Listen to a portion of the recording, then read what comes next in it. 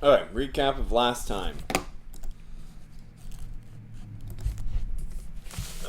Everything went well, and nobody made any terrible decisions. Basically, that's how I remember it too. I don't remember if I actually wrote a recap of last time because I probably didn't. I think Nope, I did not.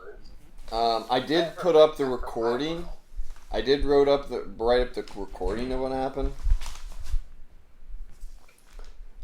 But we're okay there. So the gist of it was, and then you guys help me fill in as we go.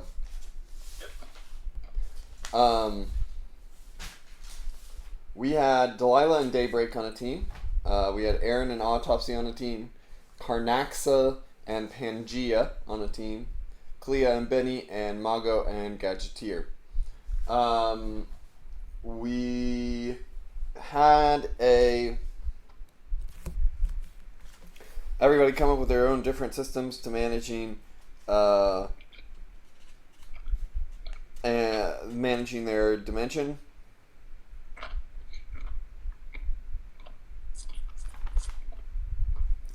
And we also saw a number of bad guys there who were all participating in this. The other teams were Dormagus, one of the apprentices of Doctor Strange, and Wong. We had Dr. Lancaster, and paired with it, actually, I don't think you knew who he paired with. Well, I'll just keep that quiet. And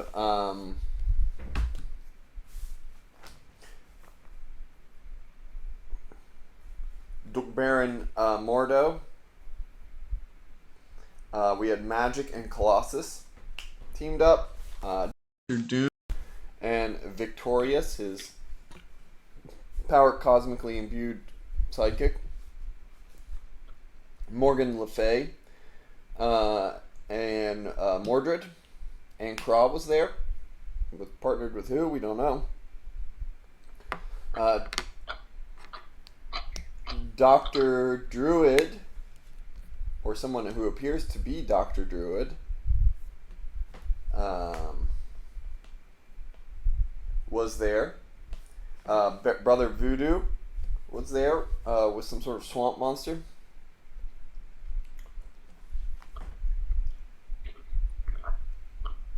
And Phantasma was there. And then we had Proteus, who was another one of Aaron's pals. So you guys got split up into these little tiny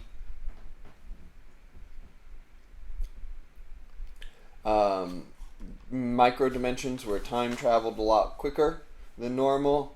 We had about 8,760 times speed. So one day every 15 minutes. Was about it. I have it written down. You have one solar system, and the inhabitants, everything is scaled down to about 1 inch to what you feel like your regular size is. But you really have no idea because you can adjust your size and it's meaningless here. Yeah, and then you were all teamed up to preserve these dimensions because the Vishanti have set you all this test to prove who's worthy of protecting the Earth dimension. On the days that have gone by, we've done 2 days out of 7. We have had a number of issues. We had a demon hordes attack. We had some sort of eldritch abomination from beyond attack on the 2nd day, and we were going into the 3rd day. The various groups have done their own thing. Aaron and Autopsy have sort of divided up the world. Autopsy did a walkabout as he journeyed along the country. If anybody wants to turn the cameras on, I'd appreciate it. And then we had uh, Aaron transform Autopsy into some sort of dark dimension entity, shadow dimension entity. Oh yeah, I forgot about that, and you got stuck. And Autopsy got stuck in that alternate reality, and now he's training his legion of monsters. He has plans to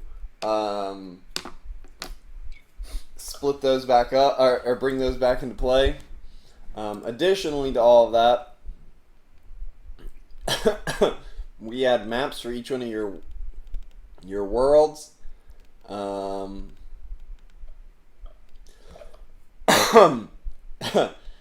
Yes, they were fantastic. Oh, good times. I remember mine and Daybreak's having some holes in it for some reason. Yeah, so we'll just finish on Autopsy and Aaron. There was a lot that happened looking back on it. You guys, they trained up wizards, and then we've got those Argazian Theocracy. It's on the props screen, so they're still there from when we did it. The Argazian Theocracy is, which is a mageocracy that worships Aaron as the god, I believe, has conquered most of the world and subjugated everybody else to their whims. They're mostly just. And they are fighting against Autopsy's people. they are fighting against Autopsy's people who are hidden out all around the world as like underground terrorists. Yeah, because they want to overthrow tyrants and stuff. Yes. It's a check and a balance. Whenever one of the wizards starts doing questionable stuff, We tell them to get assassinated. they basically get assassinated. So all of the wizards, for the most part, are good, and once they find out that they're bad, then They're dead. They're disappeared, yeah. Okay. In addition to that, your world's not that bad. It's just it's autocratic. Is there anything to add to that, Aaron? Well, I have. So I met Ileana Watterson. She was basically a prodigy, but she is now a leader of a dimension. So she's an important figure. You have mentioned that I have probably more dimensions than everyone else because when I created the dark dimension, the light dimension also showed up. And then I've also created a time dimension, which Ileana Watterson used at first to get all of her power. Yeah, she was a prodigy. Yeah, and so basically that's it. Yeah, we've got our What mageocracy. dimension? Do you remember what dimension she rules? I think she created her own. I don't think we gave it a name. Okay. If you did give it a name, it's not in my notes, which would be suspicious if you did. Okay. And then yeah, so you've got, and we've all seen there's a number of dimensions, right? That kind of appeared. In the beginning, there were a god dimension that you guys could observe. That was blocked from your view, from all the mages' view, but was just not impenetrable, but it was a little difficult to peer into. Next, we have the world of Ziza. So it looks like Autopsy and Aaron, alphabetical orders here. World was Menugane. And then Delilah and that's backwards in alphabetical order. Whatever. And Daybreak. You get your name first because she's not here right now. Alright, so Delilah and Daybreak's world. Ziza went somewhat similar, right? The Daybreak started to take one continent. They basically broke the continents in half. They said, you can have one, I can have one. Daybreak became some sort of uh, God Queen who ruled over with an iron fist, and she created a group called the Berserkers of the Sun Goddess, who worshipped her and were zealots who went on crusade and crushed people. She got upset with what they were doing and basically said they couldn't train anymore. Yeah. So they all just became old. Yeah, and they've now slowly died out, yeah. And I remember at first Delilah was trying to teach people magic, and then some chaos magic happened, and she was like, that happened. But she didn't really do much about it other than teaching that it's wrong and that her followers should probably go put a stop to that sort of thing. And as time has progressed, she's actually drifted further and further away from the world in general. Yeah, and you guys had a bit of trouble so Aaron and Autopsy handled the demons relatively well. There was some devastation on the world, but you guys had a bad go of it, if I remember correctly. And that is why, if you look at the Ziza map in the props, you'll notice that most of the western continent is empty. And I believe that's partly because of the demon worshippers, and partly because of the just some bad luck. Yeah. Yeah. So half that country. What was that? We had all the mages over here, and now she started training up paladins, and we've tried teaming them up as demon hunters. Yeah. And you've moved, and she's moved over to the east continent too. So you guys are both living on the same continent now.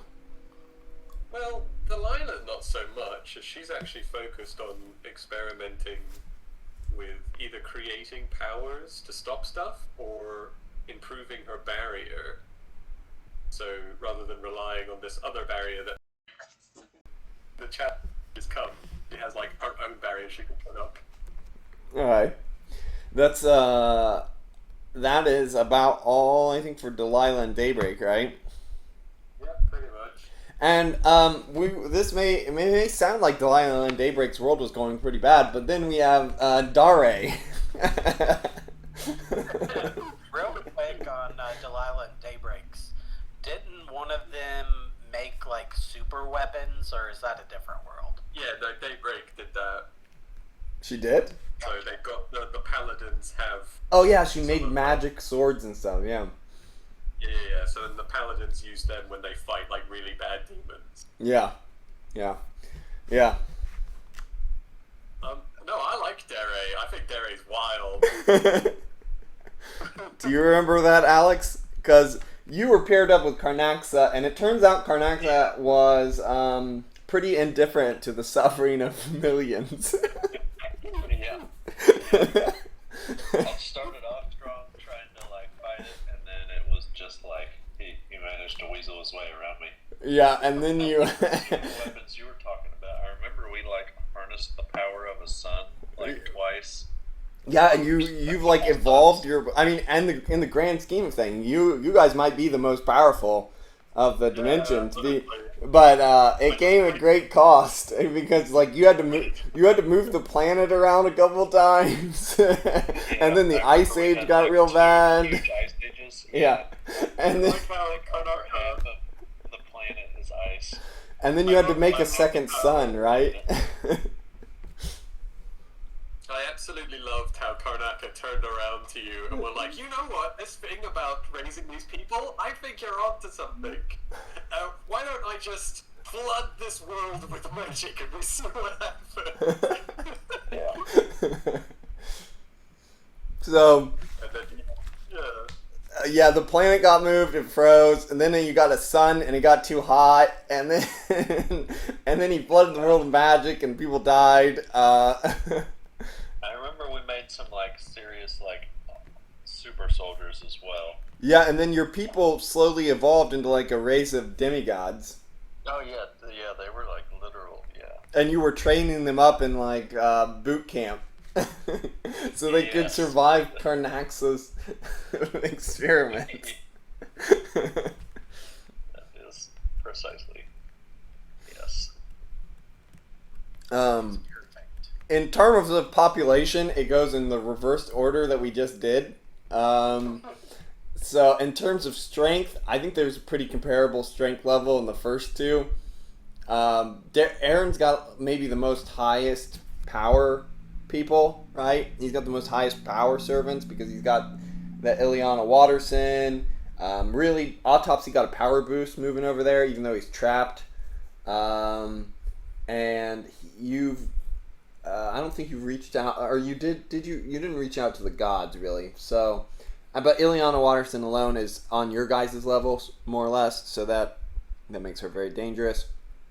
Then we've got Delilah's and Daybreak's world, which is pretty comparable in power, I would say, because the general power level of the people, I think, are a little higher with Daybreak's zealots, and probably a pretty comparable, if slightly weaker, magic tradition, since their, divine being isn't coming down and imparting magical advice once a month or whatever.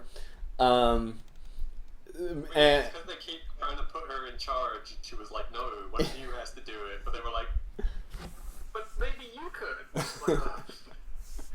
And so but that one's population is down too. So, but I would say if the bottom one's got like 2 billion people, the middle one's got like 1 billion people, and then we've got Dare, which has got like 100 million people, maybe.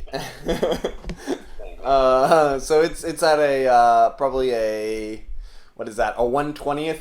It's dropped a 19/20th of population. Yeah. 19 out of every 20 people died on this world. But the survivors are all far and away the most powerful. So, the survivor. So, and just as a reminder, right? Your ranks are times 100. Right? Yes. Your ranks are times 100 for effects. So if you've got 100, you've got a 10. You stop at class 5,000, right? So, but if you have an amazing in something, it's 5,000. So you can affect anything in the whole dimension, right? To put this into perspective, right? Your weakest stats are probably around 1,000, maybe 2,000, somewhere in there, and your servants are in the most powerful people in here, like Ileana Watterson. She probably has maybe a couple class 1,000 stats.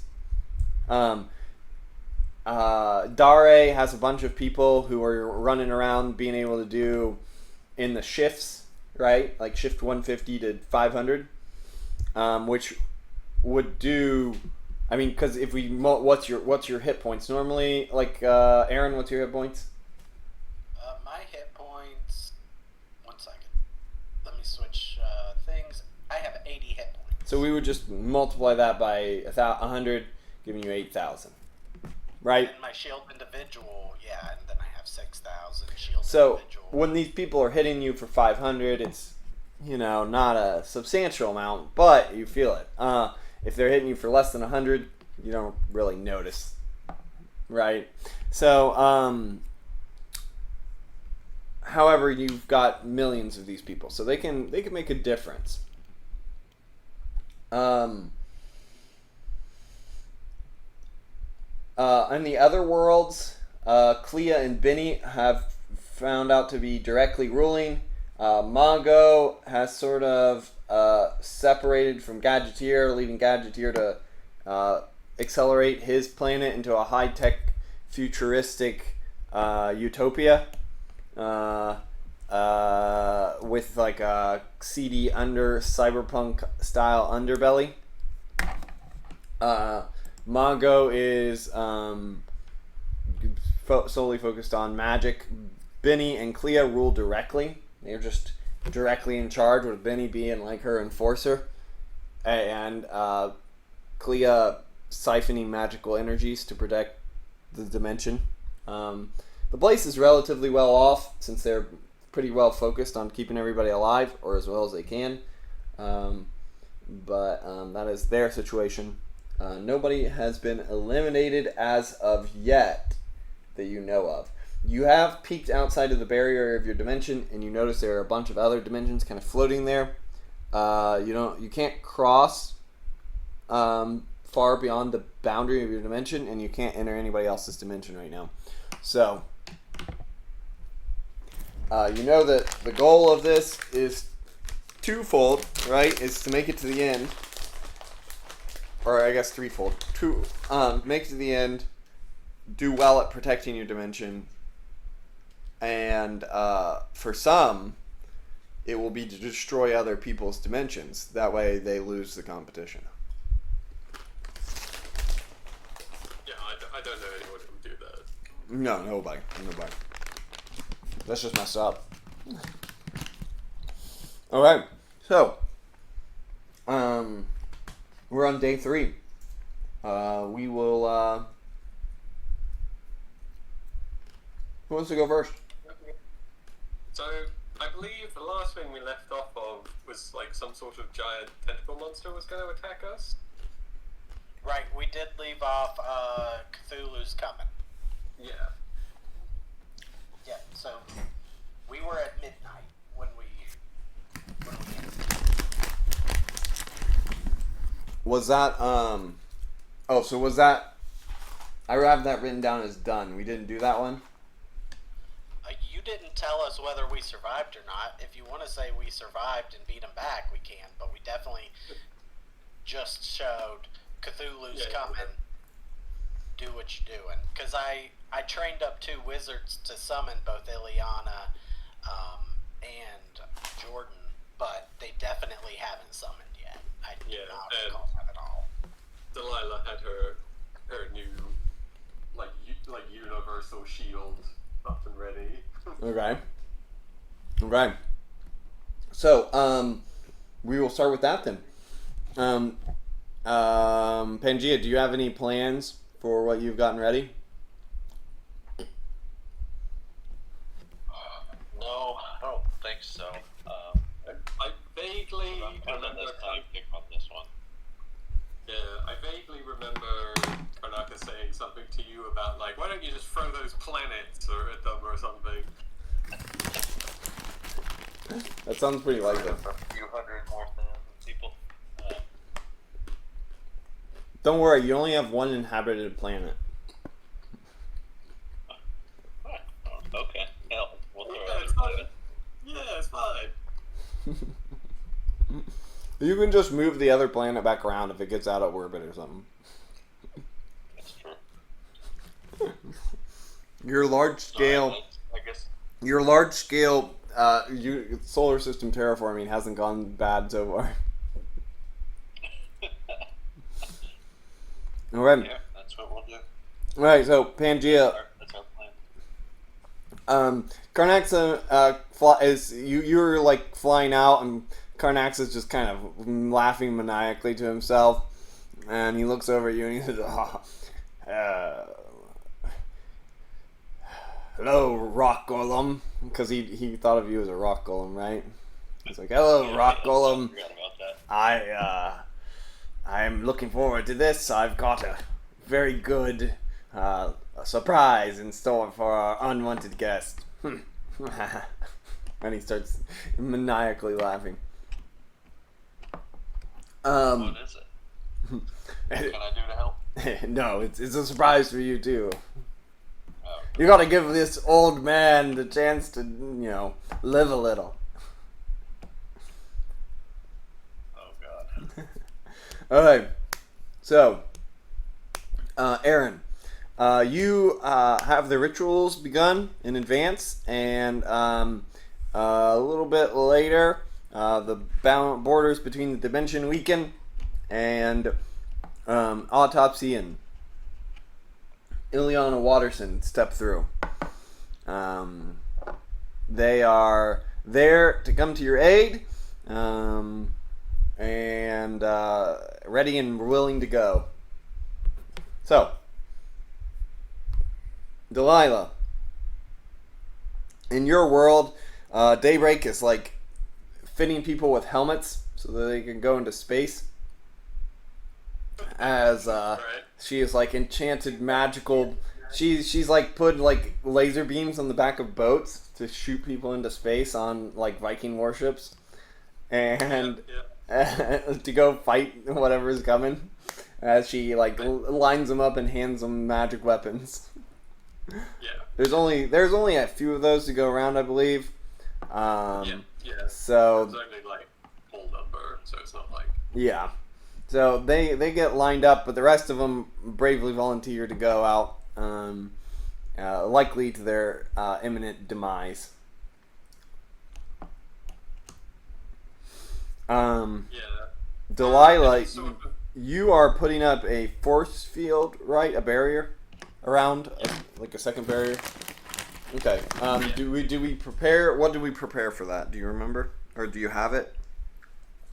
I'm just trying to remember because she at first experimented if she could create an enigma force, learned some actually interesting things, but it didn't work. But she got some interesting insights into what's going on. So yeah, she then just started like building up her own greater barriers because that she has that as a spell. So she's just been building up a barrier, so then when this thing comes, she and Daybreak can fight it without worrying about it smashing through and like wiping out half the universe. So are you putting it up? Your barrier was a barrier within the outer barrier, right? If I remember correctly. Yeah. Okay. So you start to go out there, cast your barrier once you arrive there in time, and it appears. I would just say, I guess it's the normal rank for your barrier. What's your barrier rank? Greater force field. So this one, let's see, 1 second, because Greater Barrier is a thing where it is actually harder than the spell you cast it at. Yeah. So her rank for it is fantastic. I think it goes up 2 rank.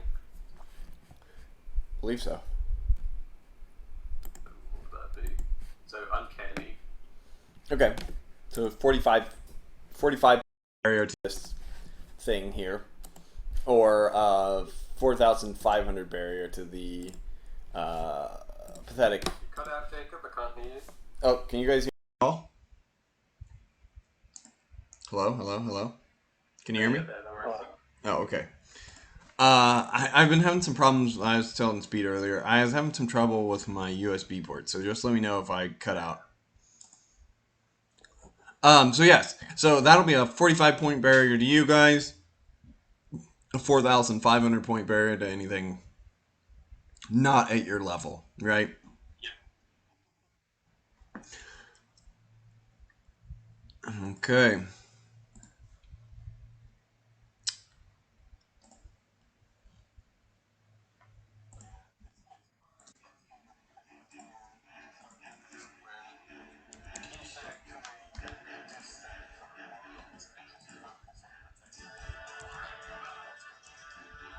There you go.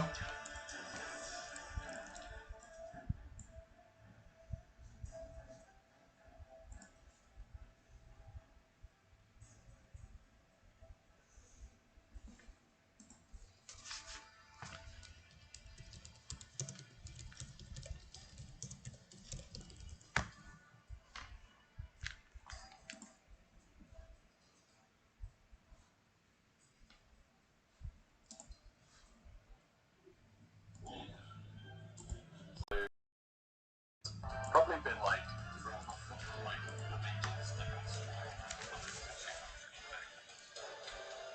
Yeah, because you guys are doing.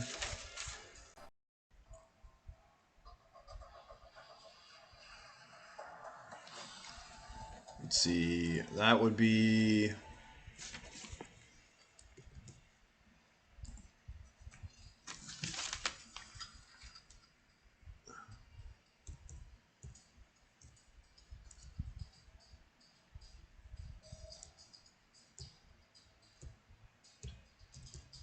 So you can do 96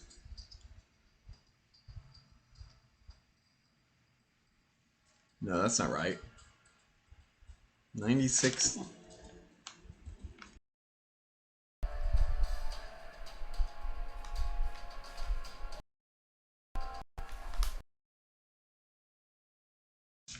So Right, is what we would say. you can do 24 years in a day. So I mean, it could have been easily up to. It could have easily been a year since the last time you were, or I mean, it could have easily been 20 years since the last time you contacted him. All right, so you guys depart out into the outer reaches, and we'll make that, and each one of you sees a sort of strange entity beginning to worm itself through the barriers of your world. As the cracks in reality begin to appear all around you, they long tendril-like things worm their way through, and begin to creep their way in, literally tearing apart the very fabric of reality in front of you as it cracks at like a piece of broken glass.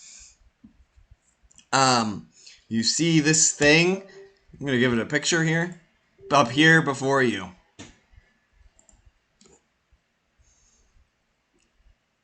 And make a intuition roll to see who goes first.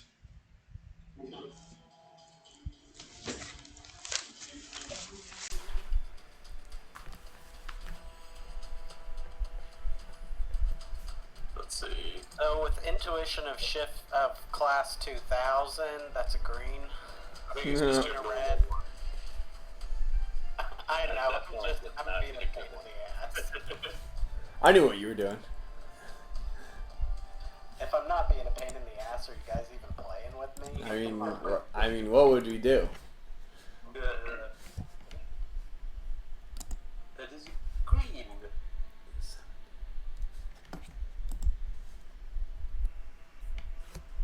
What'd you get?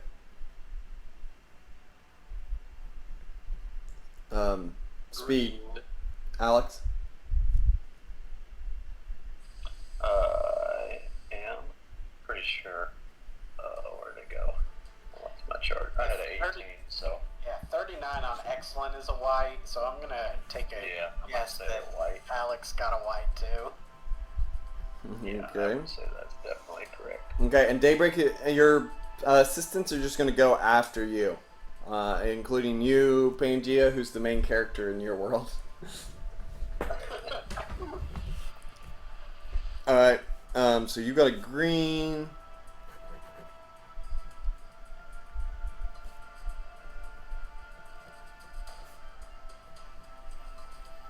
Okay, well, this is easy then. The creature lunges forward at you all. And we'll start with Delilah. Delilah, as it lurches, you see from each of its tendrils sickly green and purple orbs of energy form around them. And then suddenly, a torrent of energy blasts are fired at you. Dodge. Yes.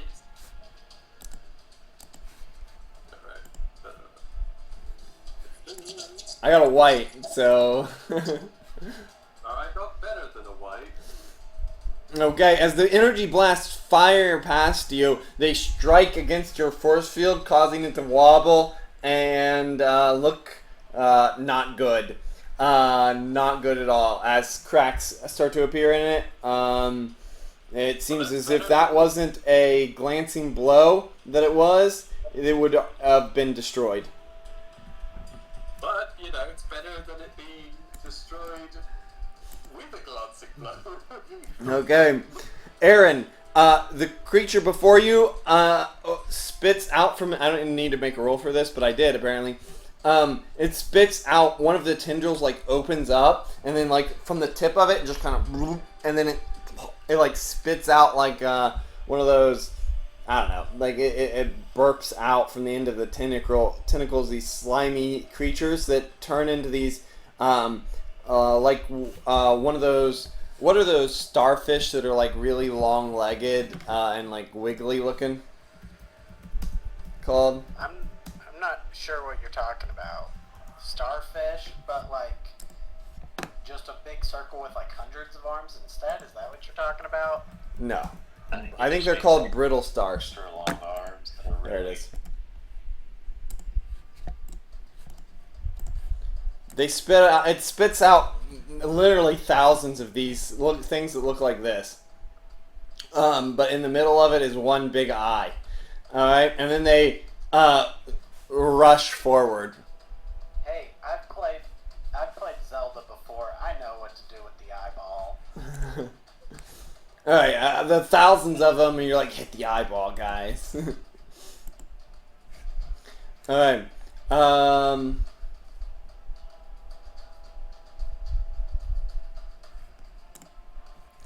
All right. Next, Pangea. The creature before you looks around and then directs one of its tendrils to you, and a bolt of yellow energy shoots forward and instantaneously comes towards you. And you're hit by a flash of light, and I need you to make either an endurance or a psyche roll as a intensity check. What is your endurance or psyche, by the way? My psyche is low. It's 4, but then whatever we're up to. So I'm gonna go with the endurance. My endurance is remarkable. Okay, you're gonna need a very high. You're gonna need a red on this, or you're going. Something bad is gonna happen. I think he's hinting to use karma. This is an intensity feat, right? So it's not like an opposed roll. It's an effect. Yeah. Yeah. No, that is definitely not a red. I got karma wire. Do you want to spend 50 karma? But yeah, we'll do that for sure. Okay. As it shoots past you, the bolt strikes you, and then it also hits some of the demigods that have flown up this way, and they transform into those weird starfish. And yeah, you almost got starfished. Dang. Okay, you guys are up. Delilah, go first. Well, I didn't appreciate me being blasted or blasting my shield and almost atomizing half of my universe. No, not cool.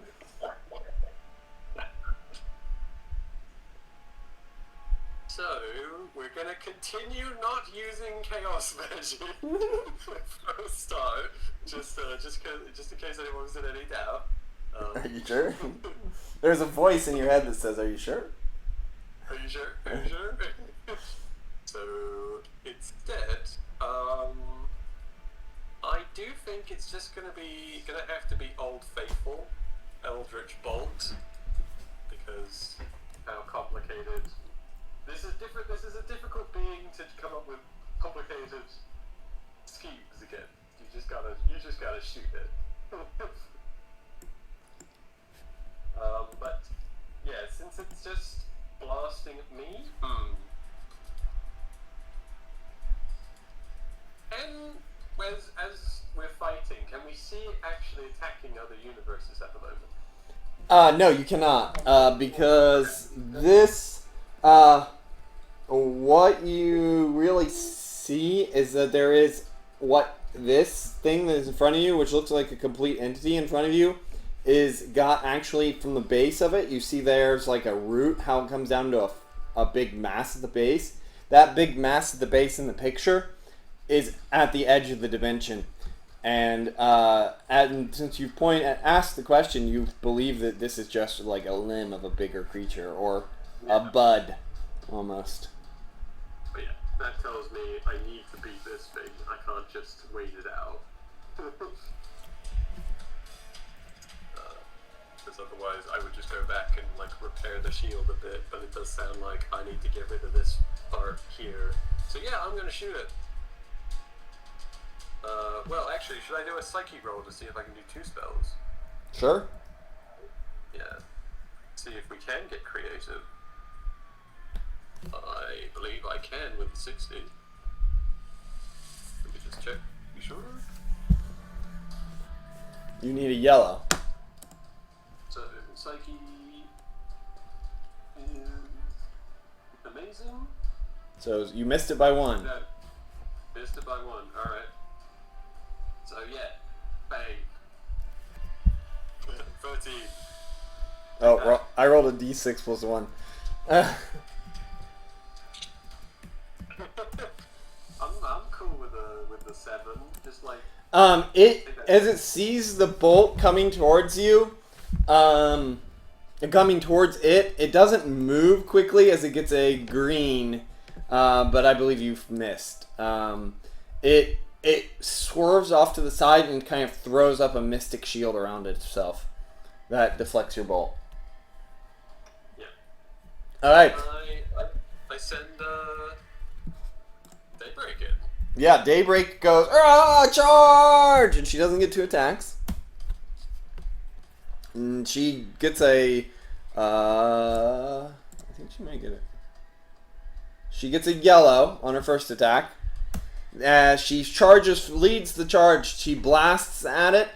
It gets a green and is blasted as a chunk disappears from its chest as it wiggles, making no noise except for you can hear this high-pitched nails on a chalkboard, but more like a screech sound as it kind of wiggles the opening in your barrier wider as it flails about.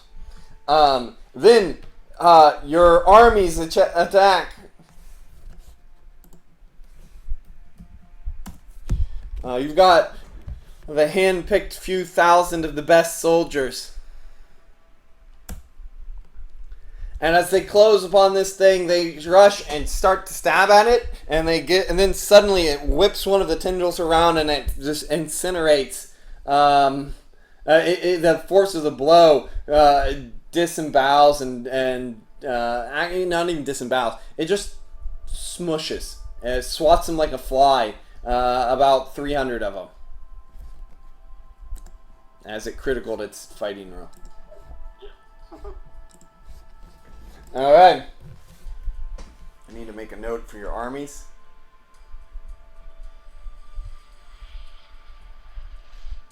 Okay.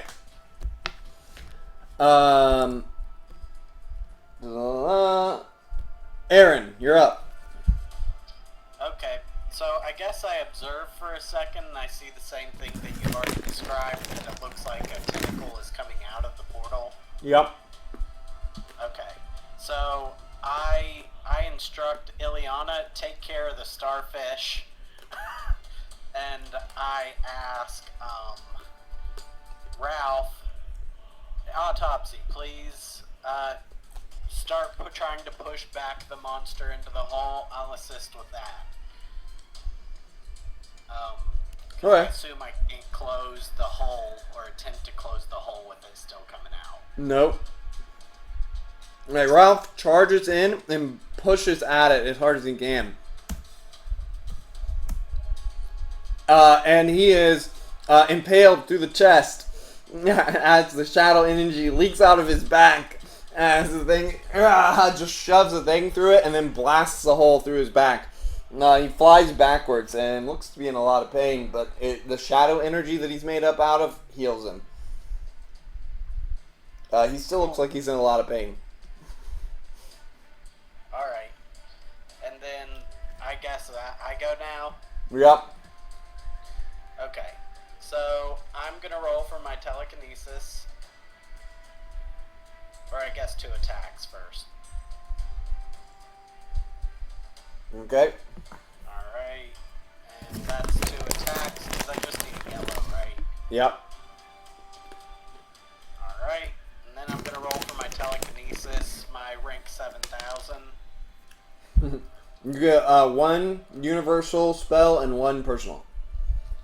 Right. So that might be a red. We're going off of our normal numbers, or are we going Yes. off of legit class? No, normal numbers. Okay, that's what I thought.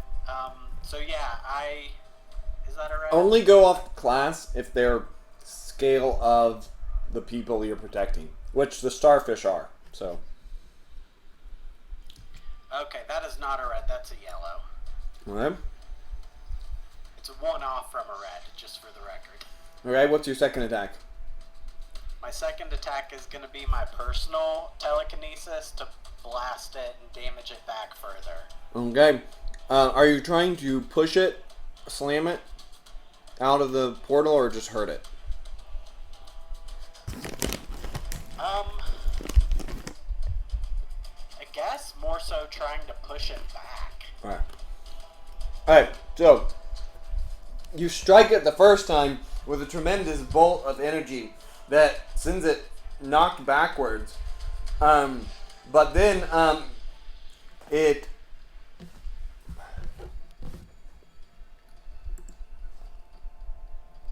stumbles but doesn't go out the way you wanted as it sort of pushes over to the side. The force of the blow did not elevate it enough to get it out of here. Your second attack flies in with another blast, and it turns one of its tendrils and swipes the telekinetic energies away. Okay. Now we are at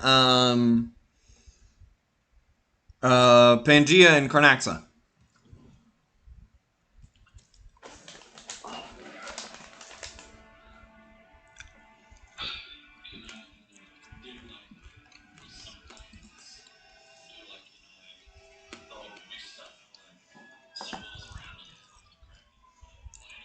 Okay.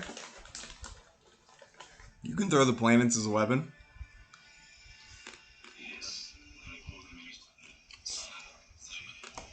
Yeah, I will. I will say this will increase your damage per planet you want to sacrifice.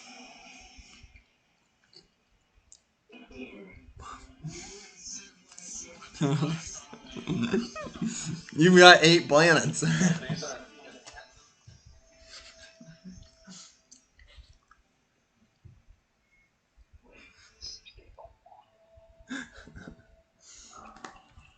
So you're gonna smash him with 2 planets? Okay. You hold your hands out, your geoforce energies grab hold of those planets at their cores, and then you, boom, you clap them together in front of you, and they go and crash into this guy. What did you get?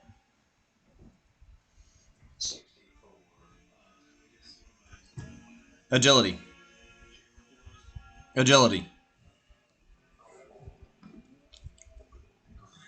Okay, he got a green. The tentacles go up and at the right time and try to catch against it, but they still smash into him. How much damage does your geoforce? What's your geoforce rank? And then increase it by 2. So if you look at the chart, you just go down 2 from there. So spectacular monstrous. So monstrous would be 90. That's 45. Okay. Carnaxa goes, oh, well done, well done. And he says, look at this. We were thinking the same sort of thing, pal. You're quite a good fellow for being a somewhat dumb golem. But look. And he gestures backwards, and some of the smaller meteorites come forward, and they are glowing with arcane runes, and you can feel the magical energy suck out of the vicinity, and then they explode.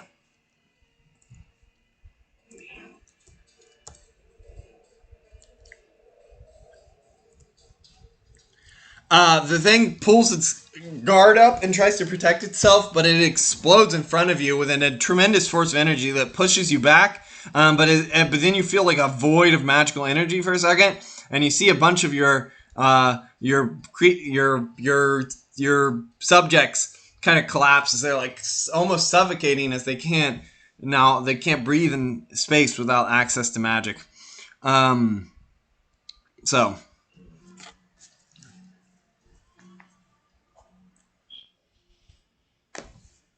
they may recover. All right. The remainder of your subjects, your people attack, blasting it from a distance.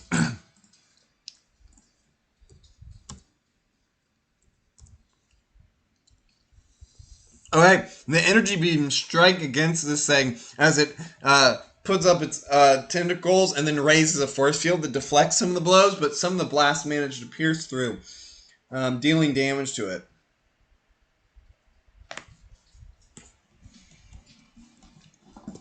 Okay. It goes again.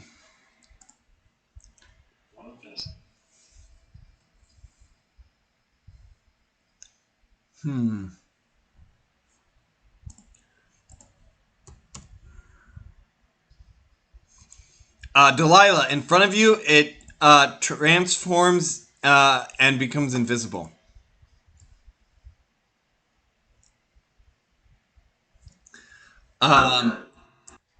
You don't know where it is. Oh, wow, nobody's doing good on this one. Okay.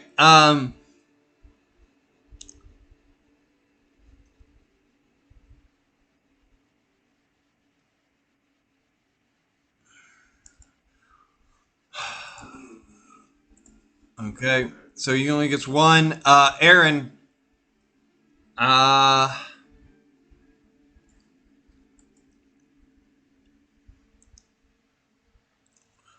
I need you to make a psyche roll.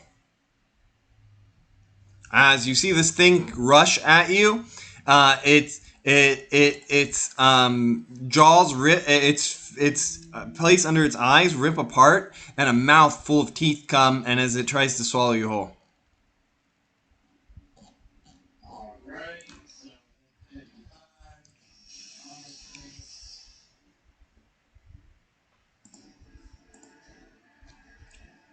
That's a yellow.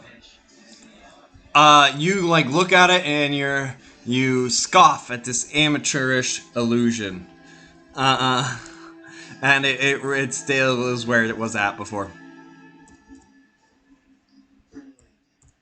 Okay, it raises its tendrils in front of you and blasts at Carnaxa, Pangea. Carnaxa is struck hard as he goes careening backwards and smashes into a planet, of which there's only 6 left. Okay, Garnaxa.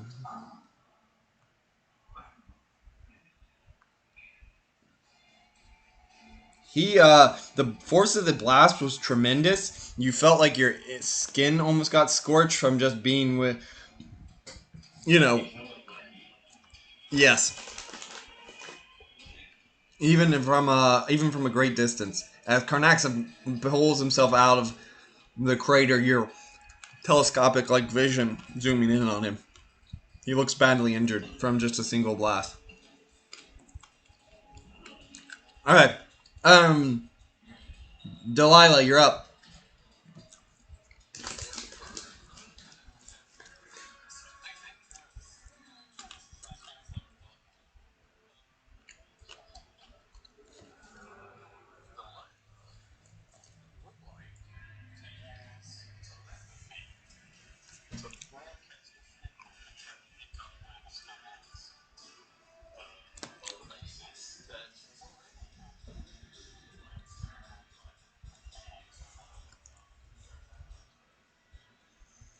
Okay.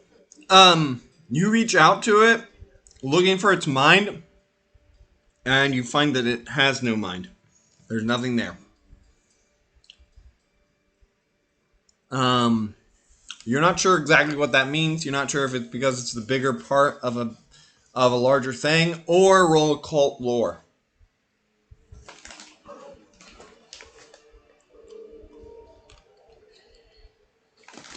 Reason.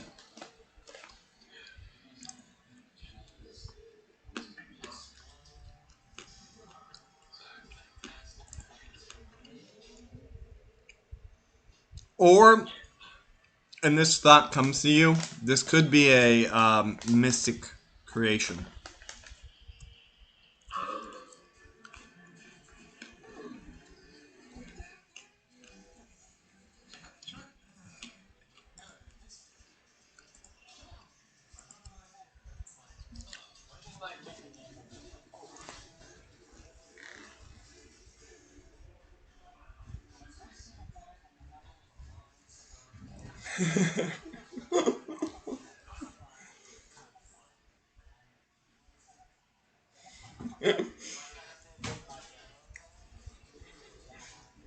Well, hey, that still hurt it.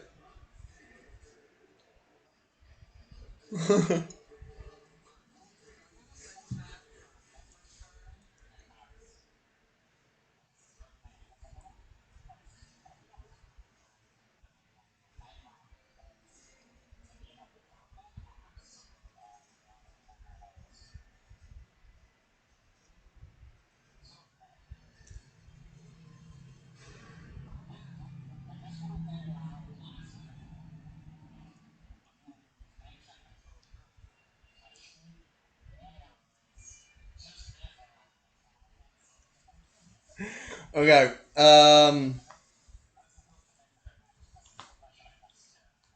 Okay. Then let's just make this a Earth control rank, and I will make it based on the invisibility. No, the agility of this creature. So, what is your Earth control? Okay, you need a yellow.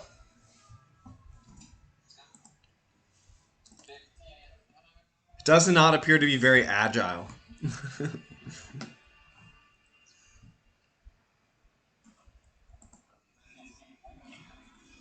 Okay. It's a feat roll, so you can spend karma on it if you would like.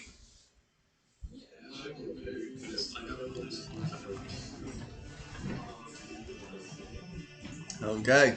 So as you scatter that around, you gesture out and it spreads out wide. Daybreak covers her face as a couple of them come at her. She's like, "What are you doing?" And then one hits from behind her, and then you claw, like stick it and turn the earth into mud and stick it to it. And so now it's like some like splotchy mud covered creature that's really, the size of like a moon.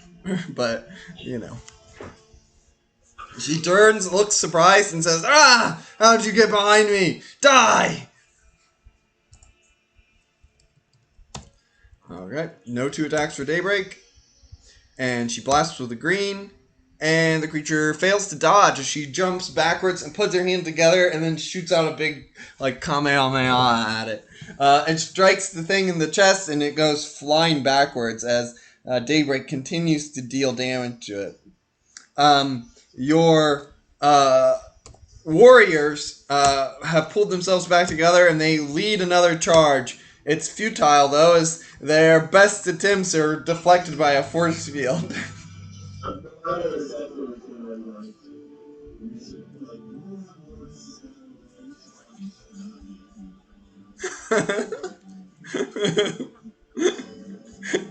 Alright. Aaron. And just asking because I don't think you addressed it. She's taking care of them. There were literally tens of thousands of them, so they do not seem to be getting past her, but she looks like she's going to take another round to finish that up. Okay, gotcha. Just wanted to make sure she was. No. It's just, there's a lot to clean up. Okay.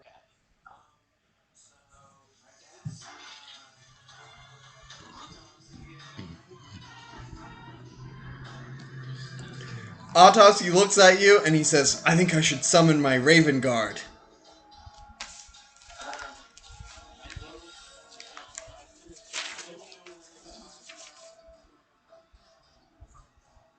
Oh, sorry, Raven Men. The Raven Guard are the ones on the planet.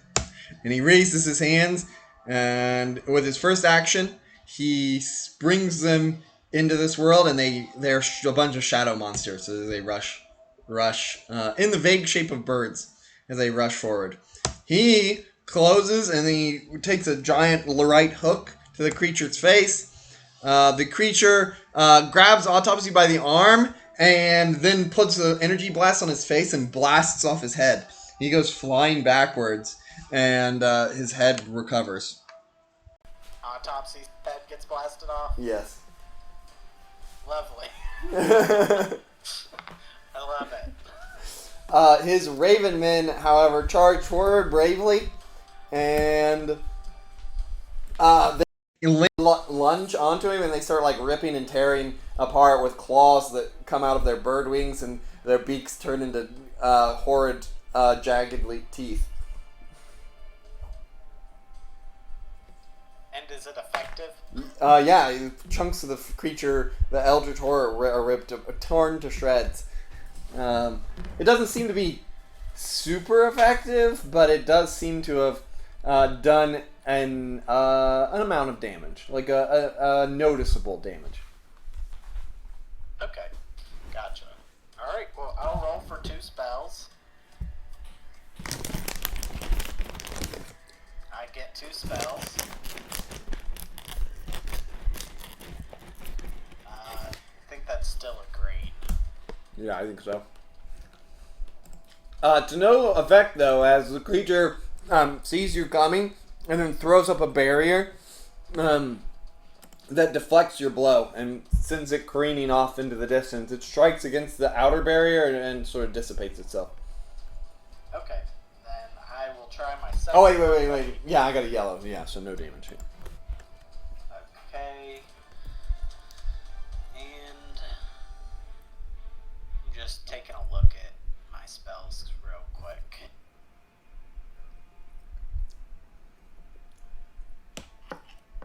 Yeah, nothing too special there, so just telekinesis. Okay. This one's another green.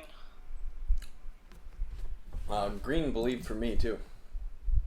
Yep.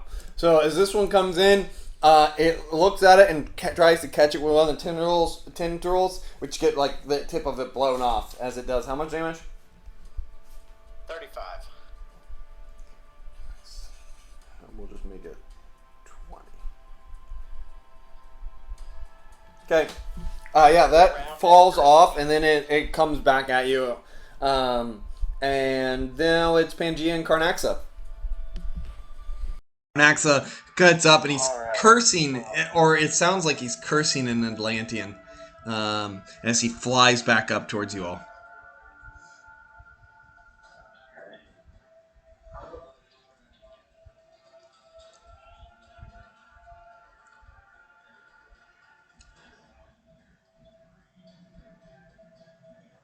From the 2 planets you blew up? Okay.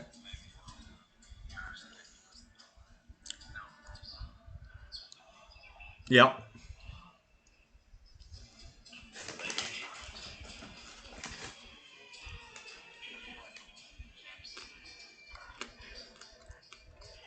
Alright. Do you have like a power stunt that lets you trap people?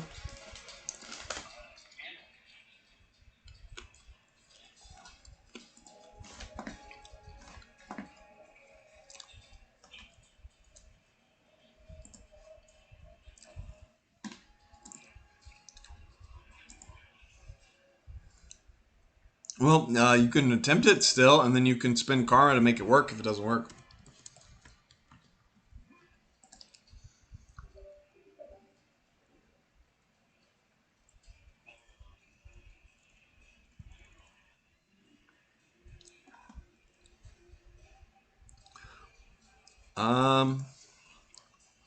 Okay. So you compress it together and like form it into a spear and shoot it forward at him. Remember to roll for 2 attacks.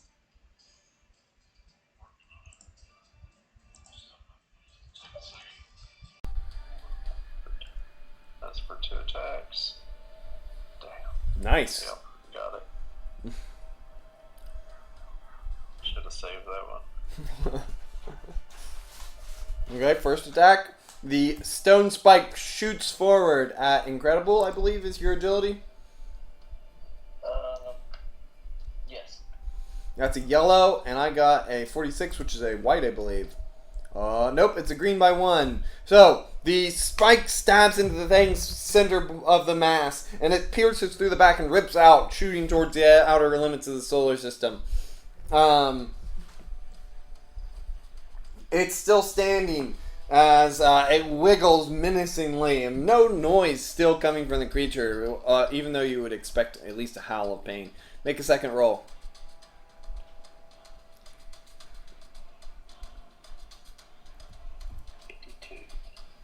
91. Son of a bitch. That is a yellow for me. That's a green for me. Okay, as you then reach out and then redirect the spear to reverse its direction, come back at it, it turns around and boom, smashes it into fine dust particles. Your demigods rush forward and they go, "Oh, Barbegia!" and they charge. Oh wow, they critical. They rush forward and then stab the thing and push it to back down, and they hold it in place for a second, giving Karnax a bonus to his attack. As he raises his hands and chants, he doesn't get multiple attacks. He pulls his arms together for an Eldritch Blast and fires. That is a green versus a 52. A green.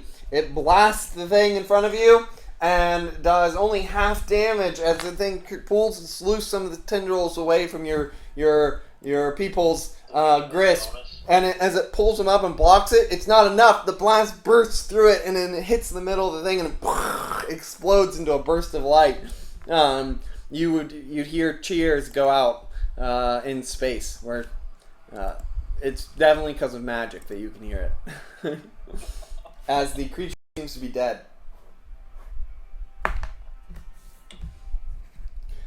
Okay, Delilah. Meanwhile, in your world, I'm out here being like, mortals should have nothing to do with these fights. alright, it gets 2 attacks with 100. The first one is a blast, and the second one is a lunge for you.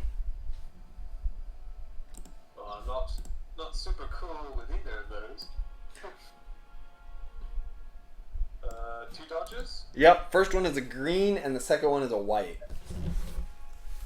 Right. So the first one's agility, second one should be fighting. Yeah. So, first one... Not... So, this is agility, the first one. So that's probably a white. If I had to guess...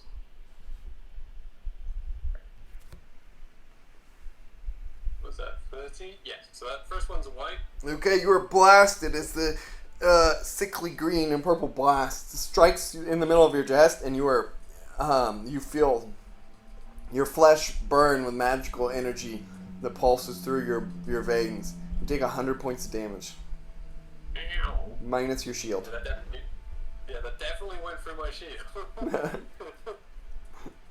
Okay. Question is, did I heal from the last fight? Yes. Okay, then I'm only almost dead. Good. So that's Very good. 100 minus 40, so 60. Alright, yeah, no, I'm still up. And fighting. Let's see, my fighting is So, remarkable. yeah, nice. That's red. Okay, as it rushes in at you, you grab the tendril and like backflip it over your shoulder and then blast it with an Eldritch Blast. How much damage do you do? She does, for Eldritch Blast, 40. Okay. Okay. Backing away, we then see it. We then flip over to Aaron, who is facing off against this creature. It will attempt to roll for 2 attacks. Gets it. First one, it blasts. A ray strikes you. A yellow ray strikes you. Roll endurance or psyche. I prefer psyche. Okay. What's your psyche? Monsters, right? So you need a yellow. Yeah. So that is 1 off from a yellow. So I'll spend 10 karma. Okay. You are okay as the yellow ray hits you, and you feel like something may have happened if you're not sure what would have happened if you had not made that. But it closes on you immediately and lunges at you, trying to wrap you up with its tendrils.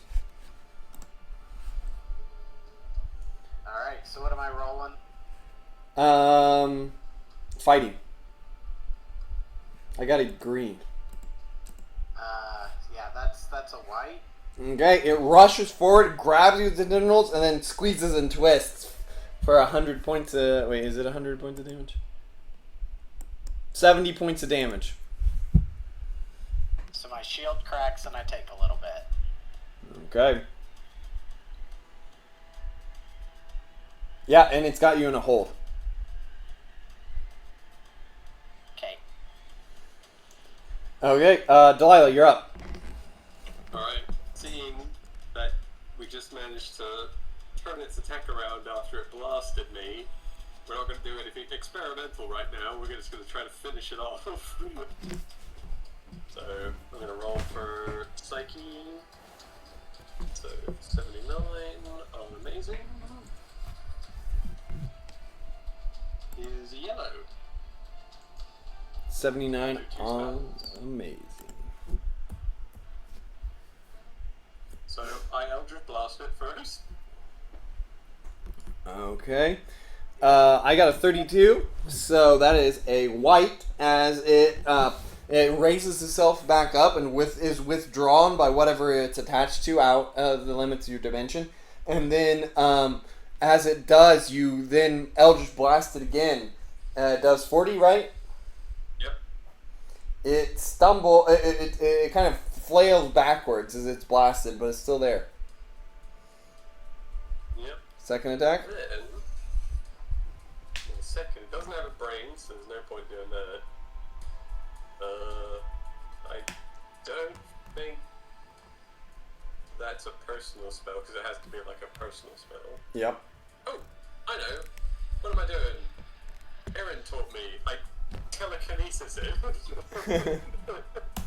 There you go. Oh, that's a good roll on my part.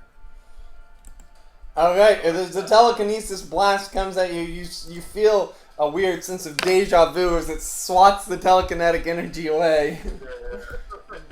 Daybreak rushes in, only getting 1 attack, forming her light energy into a blade, and then swings down and cuts in twain the creature as it is split into 2 pieces, bisected entirely.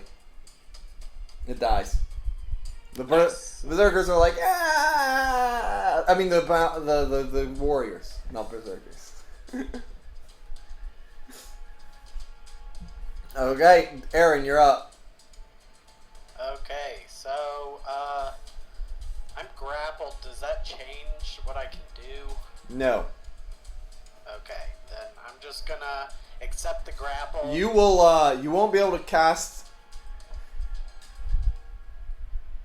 Universal. you won't be able to cast dimensional spells. And yeah, you won't be able to cast. Yeah, your arms are tied, so you really can't make complicated motions. So you can't do universal either, actually. So yes, it does. Okay.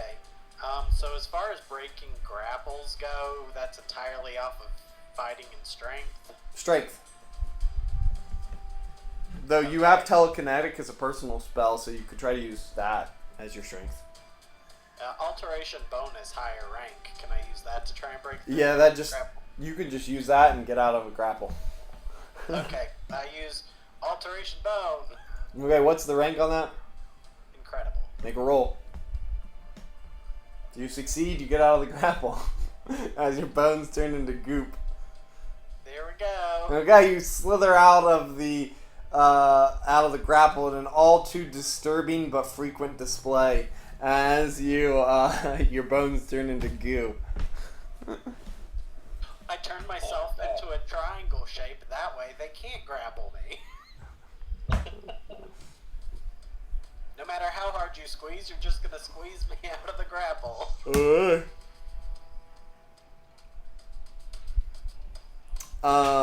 Autopsy closes and swings a right hook with the first blow, which strikes against him, but his guard is up. And then Autopsy darts back and fires shadow tendrils at him that like kind of rip out of the shadow dimension and stab into him. But the thing forms a force field around himself. The Raven Men then are still holding on to the creature the whole time and try to snap at him, but it shakes him loose. And is Ileana done with the starfish? Ileana rushes towards you all and fires a beam of light energy at this thing, which strikes it and sends it careening backwards. But it pulls itself back up. Man, I'm the only one with a living beast at this point. With a living beast? Oh, yeah. So it gets multiple attacks here. It will try to punch you, Aaron, with a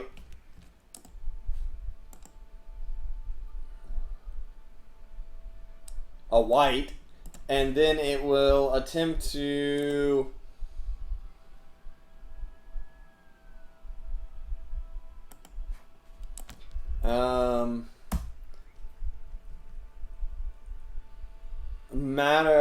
and then it shoots a beam of yellow energy at Autopsy, who transforms into a six-limbed eldritch horror as he squirms around there. As he got a white on his monstrous. Didn't see that one coming. Alright. You dodge the blow of the tentacle and duck underneath of it. And then you look over to the side in horror as Autopsy turns into an oversized one of those starfish monsters. Love it. Okay, you're up. Actually, Autopsy will go. He attacks Ileana. Alright, so he attacks forward, lunging at her, grappling her. She pushes him back, but not before he can hurt her with one of the whips of the arms. She falls backwards and then rights herself in time to blast Autopsy in the chest, or in the center of the starfish-like mass in the eyeball, and he kind of stumbles backwards, but it remains unshaken. Okay. Gonna roll for 2 attacks. I'm gonna hope that taking care of the big guy will turn him back. No 2 attack. And that is a yellow. Alright. The Raven Men disappear, by the way. White. You take your telekinetic power and boom, smash into him. How much does that do? 70. And you do, as you smash him, he goes clunk and turns into a pile of sludge. And does Autopsy turn back? No. Shit. Yes, he is still a starfish monster. Him and Ileana continue their battle.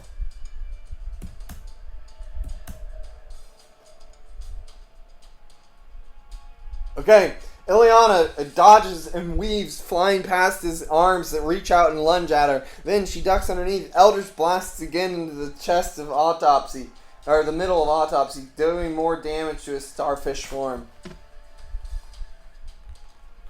Well, I guess I'll try knocking him out. Okay. This is for 2 attacks. I get it. That is a green. Boom! You strike into Autopsy hard and rip off one of his limbs. Still going though? Yes. Alright, going for my smaller hit. It's another green. Okay, I got a green on 73. I got the 47. Oh yeah. 73 is yellow. Okay, so he tries to dodge underneath of you and reaches out to snatch hold of you with his limbs, but you deflect it with your staff and then blast him in the chest, or in the middle. He doesn't have a chest. I keep describing it as a starfish are weird. So you blast him in the middle and he falls backwards, floating there in bad shape. Ileana flies over to you and she's still writhing. kind of wiggling there, maybe unconscious, but he doesn't seem to be any sort of life form that you're familiar with, so you don't know. It doesn't seem to be moving very much. Ileana goes, Aaron, this is, what are we gonna do with this? I'm gonna have to do some research. And I say, would you like to stay in this world, or would you like for me to de-summon you back to your... No, well, it's fine. I will only have a certain amount of time I can be here before the recoil of sorts brings me back. I imagine the same will happen to his body, but I don't know if he'll be able to come back. She shrugs. Clearly not too terribly concerned about the fate of Autopsy. I mean, I am, but like, I don't know how to turn him back without research. No, I said she is not terribly concerned. Yeah. Well, before I let her go do whatever she feels like doing, I'm gonna say, can I rely on you again in the future? She nods. Maybe sooner than you think. She nods and she says, certainly. Okay. This is my world as well. I don't want it to be destroyed. Yep. I give her my thanks. And She flies off towards the direction of the main planet. yep. And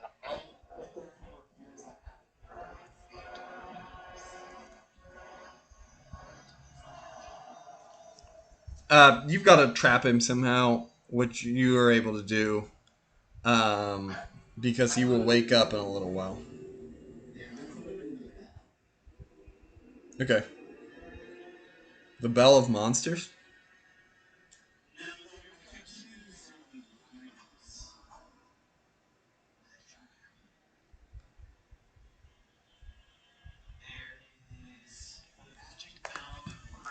and the Crown of Conquerors. So the Crown of Conquerors is the one that binds 3 individuals up to shift 125, and the Magic Bell of Imprisonment is shift 150. Just imprisons one creature at a time. Okay, yeah. He's Trapped in there. So I put him in the bell. I gotta message Jordan and tell him that you got turned into a starfish creature.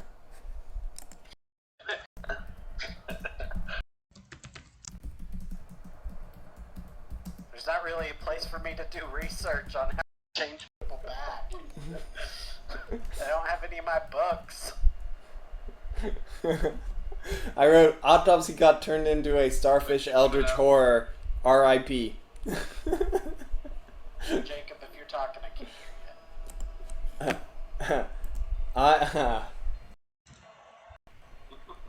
you. I said I wrote to Jordan. I wrote to the group. Autopsy got turned into Starfish Eldritch Horror. R.I.P.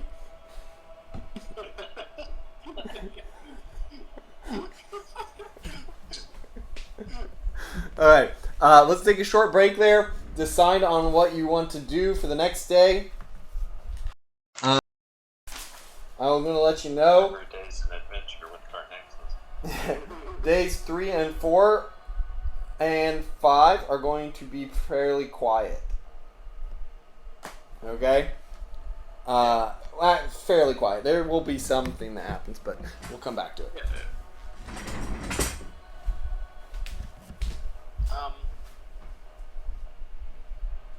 So I guess we're going into, once he gets back, we're going into planning phases. Well, yeah, like how to defend your place from being annihilated. Yeah. Man. Mine is mostly going to be to have a sit down with Daybreak, telling her, explaining, you know, the moral implications of us. We could make our people strong enough to do it, but it wouldn't be morally justified. It would be monstrous to transform our people into super warriors. Yeah. Well, you know, Jacob's been really hinting at the realm of gods, so I'm probably going to try and reach out to whatever entity is over hell and heaven, quote unquote, for my worlds, and see if they will join in the next one, especially, and maybe the light dimension too, but I don't know if the light dimension, like, because I have three extra dimensions, and maybe the time dimension too. I don't know if it would have a lord. I would assume it would have to. So, we'll see.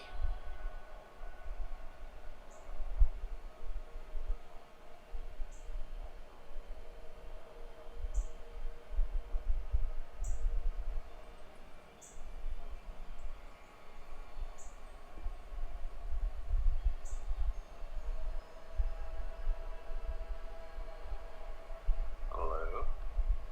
Hello. Hey, Oh, if you had been talking, we couldn't hear you. yeah. But yes, MVP, Canarzer, and oh, sorry, what's your guy's name again? Pagea, that was it. Yeah. Yeah, I was just saying. Been fun. Yeah, I was just saying. You know, for my round, I'm just going to have a conversation with Daybreak. How, you know, we should pull away from the world because it would just be completely immoral to like make them stronger and, you know, transform them into super warriors. It just wouldn't be right. It would be monstrous even. Oh, I'm going back to training. I don't know what the next up for demigods is. Oh man, it's such a shame that Delilah is not evil. I don't think G is, but I think he realized he can't get away with much with Yeah. Carnexus. So. This isn't really Oh, your we're competition. rolling with Carnex's competition. You're mainly here to make sure somebody worse than Carnexa doesn't win. Basically. Because I can, because I'll let you know, because I know some background stuff. What you guys are doing is not the worst thing.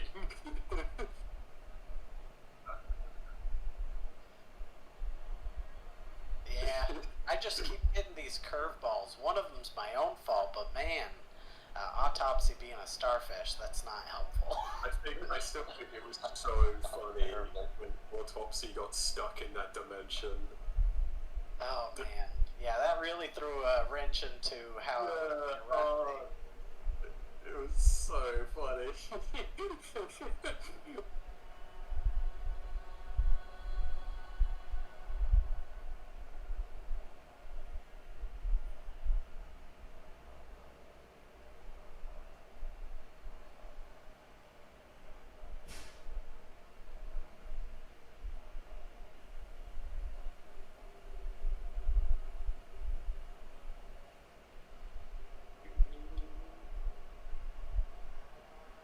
By background stuff, I mainly mean what Anchor is doing. Yeah, I am interested in what the others are doing, in so much as I hope they've all died.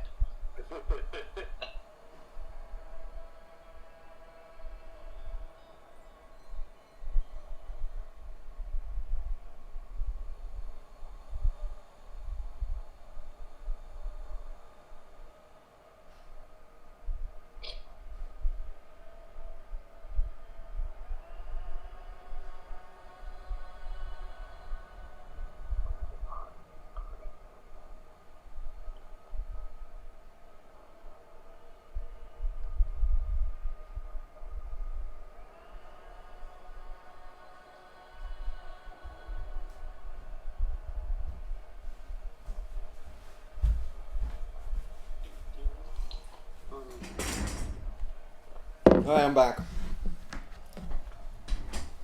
Welcome back. Who's here?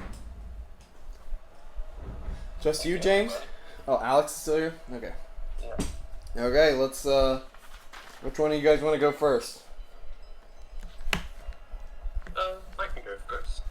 You're hurt a little bit, right? Yeah. So my focus is going to be on healing that up and reforging the shield initially. Okay. As you go forward to look out at the shield, you notice the opening is still there, and you look out, and you notice that the mass body of the Eldritch Horror is a larger form of that, with these, like, sprouting off forms, sort of like, you know, how, like, a aspen tree has, like, a bunch of exact duplicates, sort of, itself, or... that's not even the same. It's more like a. Have you seen a like a mushroom and how they sometimes form that net of mushroom material at the bottom? Yeah. So it's sort of like that, and then each one of them like pops out of that middle, and what you see this mass centerpiece, but millions of these sprouts all throughout the outer areas in between the dimensions. And you're like, oh, okay. That's outside the dimensions. Yep. Is that in the universe dimensions? No, it's in the between the realities, I guess. Yeah. Okay. So is it not? It's not something I can affect. I can just see that happening. Okay. Yay. That seems to be. It's like somebody dropped it right in the middle of everything. Yeah. So basically, it's the impression that a big one is coming at some point. Maybe. All right. So as you kind of take a look at it, the barrier is more or less fixes itself. You have a little bit of direction to speed it along. But the outer barrier fixes itself. You've done this a couple days now, and you're getting the impression that it's failing on purpose. I'm being sabotaged by the judge. You mean? Yes. Thanks, Judge. That's cool. That's cool. You're doing that. But that doesn't dissuade her. Yeah, I mean, but as you're looking out, if it makes you You're feel looking any out. better, you notice that most of the other people have holes in their Can't hear you, dimension. Jacob. Oh. I said if it makes you feel better, you look out and you see that most of the other people are got holes in their dimension too, or in their reality. But yeah, so it doesn't dissuade her from putting up the shield. It like keeps it up because even if there's just something there, that's better than literally nothing. Because when she had nothing, bad stuff happened. But when she had something, it actually potentially avoided a serious catastrophe when that first attack hit. So she thinks that's still worth it. She focuses on healing, and then there's two main things she wants to do after that. The first is to have a little sit down with Daybreak, and basically have just like this talk about, I don't think we should be interrupting these people's lives anymore. They've already reached the limit of what they can help us with. And if they are capable of affecting things on this scale, they will do it themselves.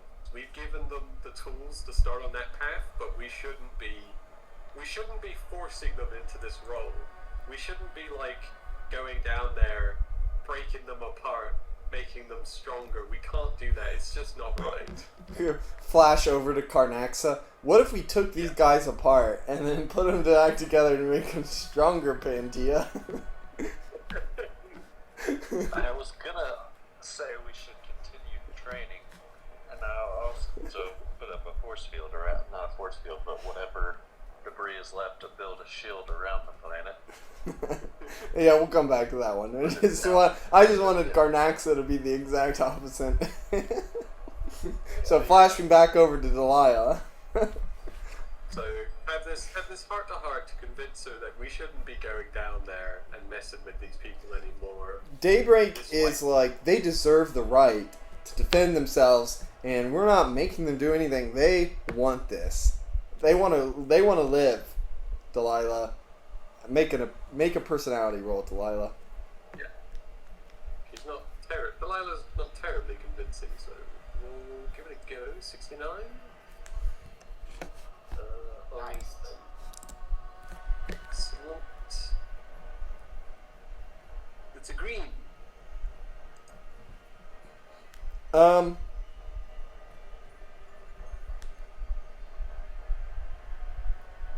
Daybreak will take that and it thinks about it. You think you've convinced her somewhat, but not fully. Yeah.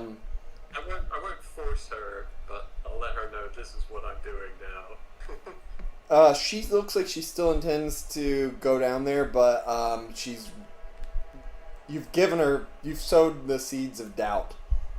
Yeah. And then the other thing, then this is what I wanted to experiment with, but it was a bit, live fire situation. Middle of the day 3, you hear this. All three of you hear the same thing, and that is the first of the contestants has been eliminated. And they show the destruction of Dr. Druid's reality. You see Dr. Druid get destroyed.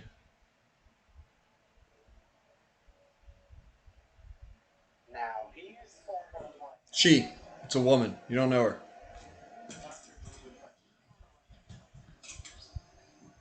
She would be, you don't know about this one. The old one was an Avenger.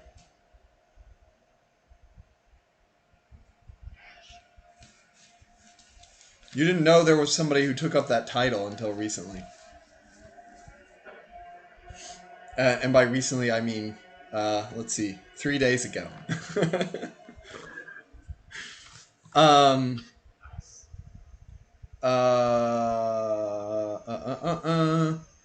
Delilah, you would know her, right?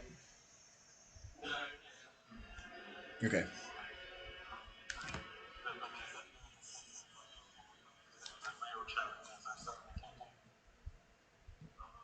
Looks like she failed to defeat that horror, because you notice that another one budded off of the original. I will point out that Aaron, if you would take one more round, your Eldritch Horrors would have doubled. And then what you see is that it doubled once, and then she almost got it still, and then they doubled again to 4, and then it was over because they doubled again to 8. Yep. spicy. That'll do it. Okay. So the other thing, I can't remember if I tested this last time. I just had like a brain moment where I was like, this technically might work. Can Delilah invoke the Vishanti Yes. Interesting. You're trained by Doctor Strange. I mean, there's no reason you wouldn't be able to. It's more in the context of like this situation. Oh yeah, they'll definitely give you your powers. You don't think they have favorites? Yeah, but that's interesting. Because for some reason, and this might go for other contestants, that why would maybe the dimensional entities would be blocked for this contest. But then my brain buddy talking to me, and it's like, wait, hang on, I think they can.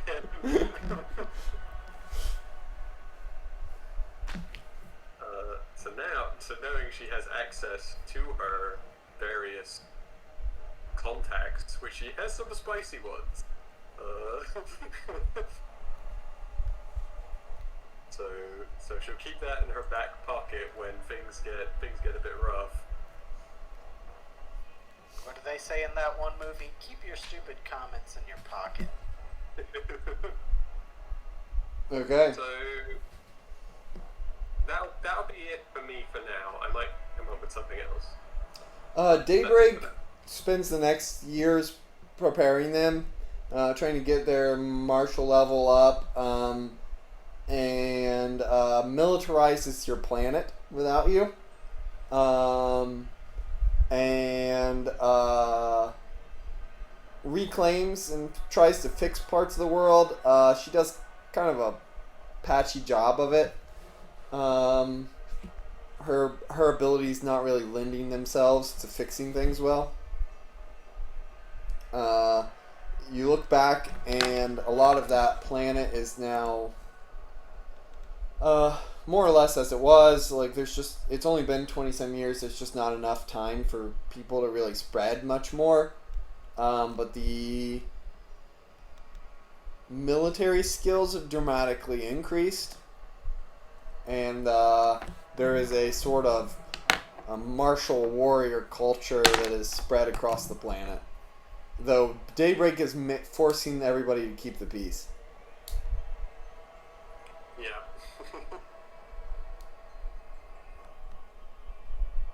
Technically, all the countries still exist, but, Yeah. there's Big Brother there watching. What have the mages done? Have they gone back into secrecy or joined this? They are both. Some of them were working privately, but I mean, Daybreak is encouraging people to learn magic, so it's pretty widespread, and they have important positions in all the countries now, as like advisors and stuff. Sometimes kings or queens too. Daybreak actually uses some of her hyper-invention skills and hot advanced intellect to kind of bring the technology level up a little bit, too. Quickly. Very good. So, your country is kind of in the midst of an industrial revolution. Your world is. Yeah. Okay.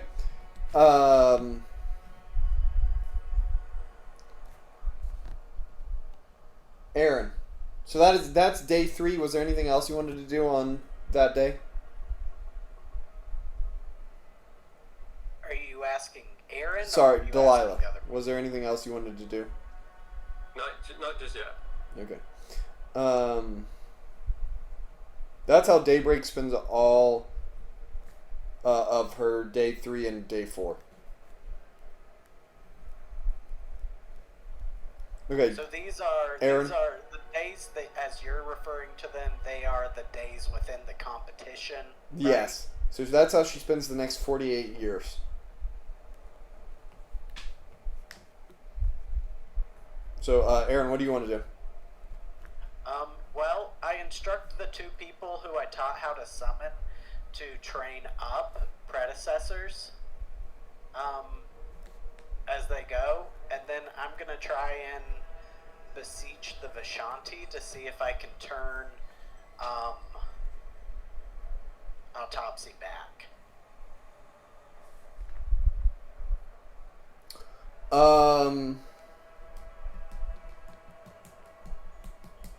Make a what's your connection rank with them? Connection. What's your rank with them? Yeah. Yeah, sorry, I'm flipping back and forth between my note sheet and my personal. Vishanti is spectacular 70. Yeah, make a roll. You need a yellow to get a meaningful answer on this one. Okay, I'm gonna spend karma on that. Yeah, no, you got a white on this one, so the Vijanti don't interfere with this particular instance. Oh, so I can't spend karma on this? Yeah, you can't spend karma on it. Okay, well... If you'd done better, I would have been okay with it, but that's a bad one. So you'll have to figure out another way about this. There is... So I'm sure you can figure out another way. Can I roll any sort of occult lore, mystic background sort of deal? Yeah, sure.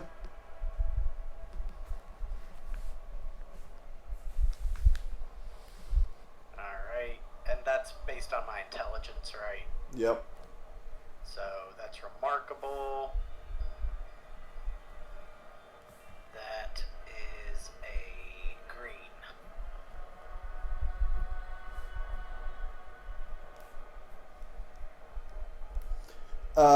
Okay, so as you are searching through your book or your memories and stuff, you were not great with transformations. It's not something you've really ever dabbled much in. Your focus has always been on blasting stuff, really, and then capturing things.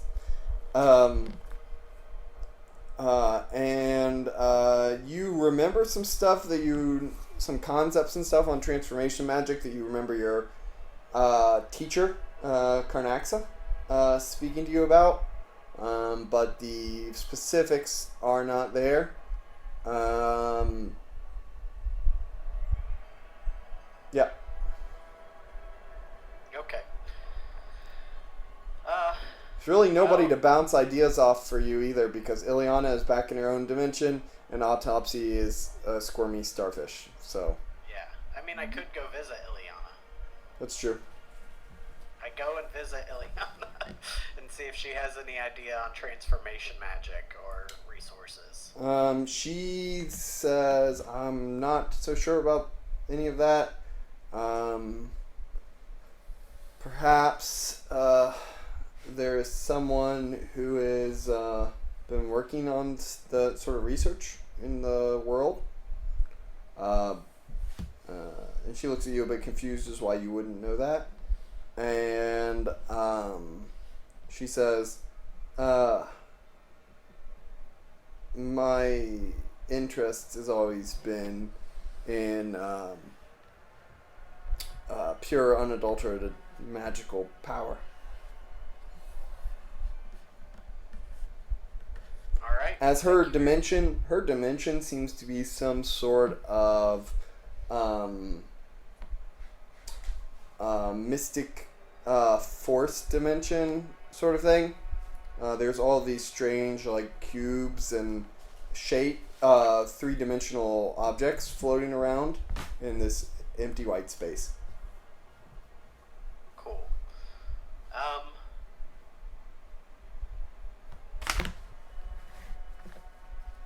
I have some ideas that I want to go through, but I guess I'll thank her for the time being, because I think number one priority is getting the other person who's almost as strong as me back alive. Because I don't think anything else I can do is more productive than that. So I guess I go back, and I've slowed down the time, so Okay. the time is, I mean, it's giving me the most time per day, essentially, right now. Okay. And So it's I 3 take times autopsy. speed, a day every 8 hours. What? A day every 8 hours?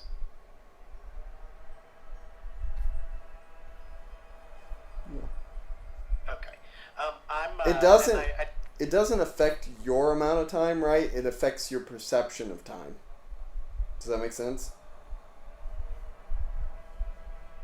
Right, and I'm trying to elongate as much as I need to take care of him. Basically, if you were to imagine this, right? You're sitting. Imagine you were like sitting at a computer and you have one of those games where you can press the 1 arrow, the 2 arrow, and the 3 arrow key, right? You yourself are outside of the game, so your amount of time is the same no matter what, but you can affect the time on everybody else. Okay. Well, I go and I to the Earth, not the Earth, to my planet, and I see if I can figure out who is working on transformation magic and find the utmost expert. Okay. Do you have any magical spells that'll help you? Well, all of the bases are connected because of my request to my wizards, so I assume my wizards are communicating with each other and are scholarly enough, so I just go and ask one. Oh, yeah, that makes sense then. So yeah, you land there and you make some requests, and an hour or two later, you get the foremost minds of transformation magic in the whole world brought before you. They bow down and they're like, our Lord, Aaron, thank you, Master of Magic and God of Knowledge. Well, don't sing my praise too high, of course. It's been... Or else I would never have anything that I needed. But today I have need of your expertise. It's been 10 years since you last graced us with your visit. Unfortunately, there are big things that need taken care of. Okay, so you have them bringing forward your books. They're all struck that you would be interested in their research. Alright, so, do I find anything in their books and while picking their brains? Are you concerned about maintaining the illusion of your grandeur and separation from them, or are you earnestly there to gain knowledge? Well, I've never tried to be a god. I know. So, I'm trying to repair autopsy as quickly as possible. Okay, so yeah, you question and demonstrate your questions and ask without assumptions and without putting on airs, and as such, you're able to come to cross a spell that you can cast as a ritual. It'll take you a couple hours to set up, and it will restore him, you believe. Okay. I thank the wizards for their assistance, and I tell them, as always, remain vigilant. Reminder, although I do seem very powerful to you all, I am not so much so that I'm always beyond being helped. They nod, and some of them are like, your wisdom and grandeur evident and everything. Others just say nothing. Yep. Ever vigilant. Ever vigilant. Alright, yeah, I set up the, just in case something goes wrong, I set up the project on a separate planet. Alright. So, you go out to one of your other planets, rocky planets, and you set up the project there. You bring the bell down. Takes a couple while. Spend most of the day. Are you putting the time back to full speed?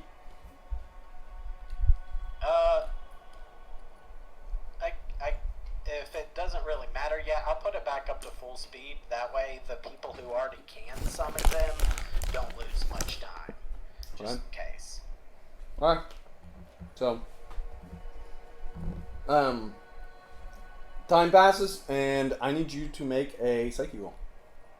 Plus, occult lore. Okay, which one first? No, plus you get a bonus for having occult lore. Oh, gotcha. So basically, I'm shift 100. Yep. Shift 100, 43.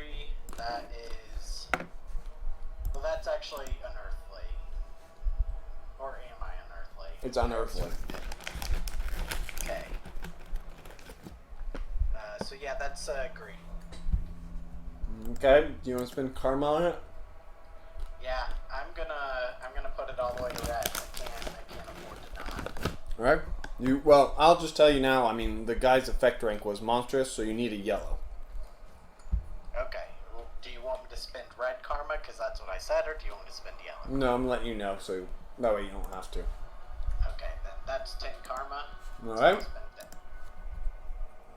10 karma spent, and what would you say, James? Oh, never mind. 10 karma spent, and you release Autopsy from the bell, and he transforms from starfish into normal man once more. Normal shadow monster. And then I assume he promptly gets banished Yep. back to his realm. Uh-huh. Okay. So, Okay. that is spent most of day 3 for you, and you get the same announcement that Delilah saw. That Dr. Druid lost. Okay. And I also learned the same things about the barriers, that no matter what I try, they're not going to shut. It's just, we're going to look in and see that mushroom monster, essentially. No, they're shut. It's just there's a mushroom monster between all the realities. It's not a mushroom. It's a weird monster, but the tentacle monster, I guess. It is out there. The barrier is breaking on purpose because the test takers are making it break, or the test proctors are making it break. Right, and I probably would have already gathered that if it repaired itself immediately. Yeah, it did repair itself, which you did not go to repair it, so you go out there and find it's fixed. Okay. And my realm itself is already repaired. Like, I know you said, like, the tentacles started breaching it or whatever. I don't need to do anything to reinforce it. No, it's as strong as it was before, yeah. Okay, gotcha. Alright, so I have 1 or 2 days. You have a day left. Okay, well... You're in day 4. No. So, I want to check on the progress of my summoners. How are their apprentices coming along, and how old are they? Their apprentices are in their 40s. Some of your original summoners are close to the end of their life. They've trained a dozen or so apprentices, so you've got maybe 20 guys that can summon people now. Okay, and I'm gonna. And those go... apprentices have apprentices now. Excellent. So I visit them and tell them that it may be soon that I call upon them. I'm not sure how soon I want to say soon is, but I say within the next few. It could be days, it could be years. And they can summon more than just the 2 people that I've asked them to summon before, right? They can summon those 2 and creatures from any of the dimensions you've created. Okay. So I want to visit the heaven dimension. Alright. You come to it and you find that the doors are the barrier's shut. And you're gonna force your way through? Is there a way for me to knock politely before I do? Not really. Okay, then yeah, I just go through. Alright. You reach apart and rip apart, shredding the boundaries of the dimension with horrible cracks as your giant beady eye peers down upon the minuscule entities that dare defile your rule. That your iron face mask glares menacingly down at all of these ant-like creatures as you reached forward and put one of your massive iron boots down. Well, I probably wouldn't try and menace them. Well, I mean, what happened? What else is it going to do when a creature beyond the ilk of your knowledge breaks through the very fabric of reality and forces its way into your world? Well, once I get in, I shut it politely. Politely behind you. I wasn't raised in a barn, I say, as I'm shutting it. Alright. So, you were confronted by a number of godly beings. One guy is has a large beard and holds a thunderbolt-looking staff. I say, greetings. I would have knocked, but there wasn't exactly a door.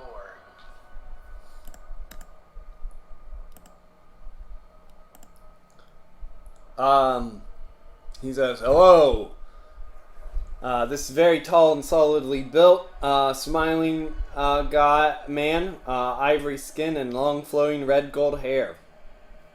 It So leads he's them. smiling, so he's not Yes. mad. He does not look mad. He kind of chuckles. He says, "Hello, I am Foskro, king of the Fosk? gods of this realm.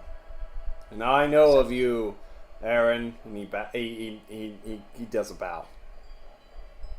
Oh, well, that saves some time then. It's a pleasure to meet you. And I put out my hand to shake his. He shakes your hand, and he says, "What brings you here to my realm?" Well, it's actually for a favor, or the presumption that a favor will be needed in the future. What does one such as you need from one such as me? Well, may I ask first how you know of me, because that might help me better explain my purpose. I know of you because you've been here forever. We were there when the world was created. We saw you from the very beginning. So, I tell him of my purpose to protect what he might consider the multiverse. And I say, while I am strong, that doesn't mean I'm never in need of help. And things have been getting more difficult recently, so I'm asking for assistance from those who might provide it. He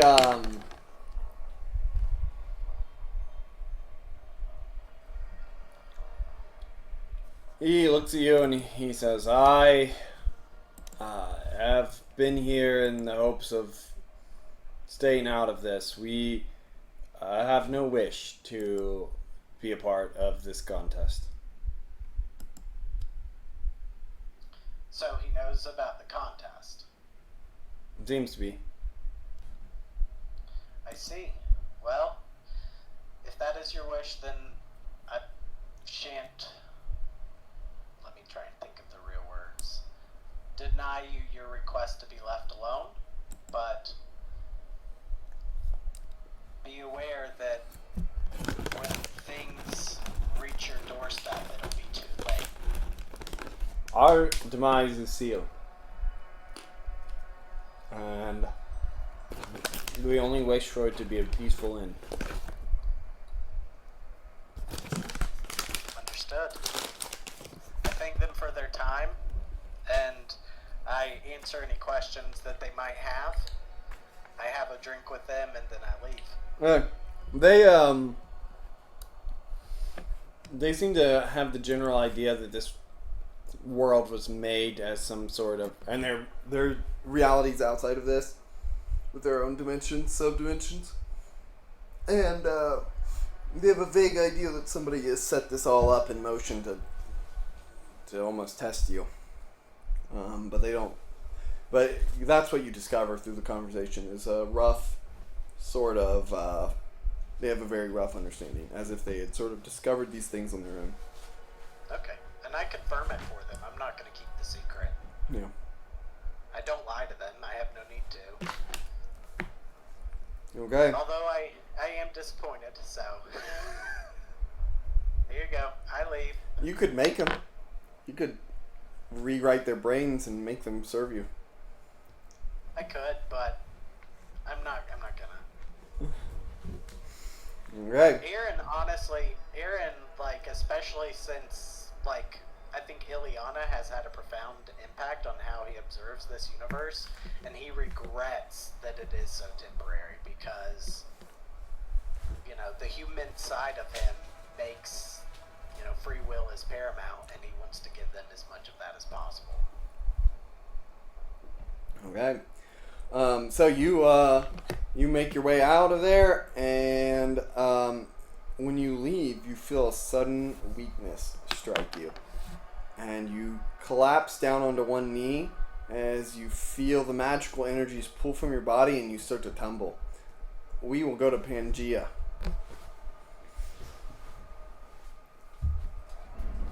Pangea, what are you doing?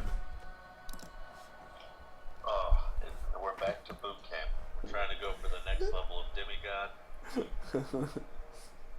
All right. Karnaxa comes over to you and he's rubbing his hands together. He's like looking at everybody and like almost like licking his chops. And he goes, I think we could do something good with these ones. They were quite competent in the last battle. Yes. You see, look at this. And he snaps his finger and there's these two gold cages that appear. And there is some like glowing divine being. And the woman in there says, I'm the goddess of truth. And she's a divinely beautiful woman with fair skin and short, wavy black hair. And she says, how dare you trap me in here, you dictator, you monstrosity of the world. As she shouts at him, and then there's a stereotypical like red-faced devil with horns over there. And he just kind of smiles menacingly and says, I'll eat your bones, old man. You may think you run this world, but I'll have the last laugh. He says, what if we took a bunch of these ones, as he ignores everything they just said, and he says, what if we took some of these and we just mixed them together? I've got a good idea. We just magical, and then we transform them. It'll be kind of, listen, are you look at me at rock golems. Don't ignore what they're doing, then they just keep them on their push-ups. And he says, we mush them together like this, sort of. You know, but it'll be much more complicated. I don't want to try to explain it to you. We take the two of them, put them together, and we get one better version. Does that make sense? Is it too complicated for you? I'm dying.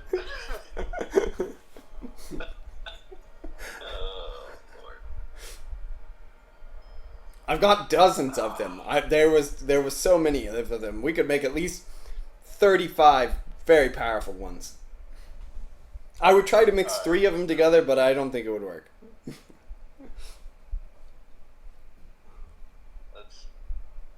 Let's do that with those, and we'll make them the captain and have them start training the remainder. Okay, pick me your best 35 men. Okay, I go out and find the best 35. After everything is done, they go, hey, so Pangea, how did your world go? Went fine, nothing happened. All right. So you go over and you're like, do you tell them what they're being picked out for? Yeah, I'm gonna tell them they're going to be made the next captains are going to be leading their own groups. They look at you and they say, okay, Pangea, we trust you.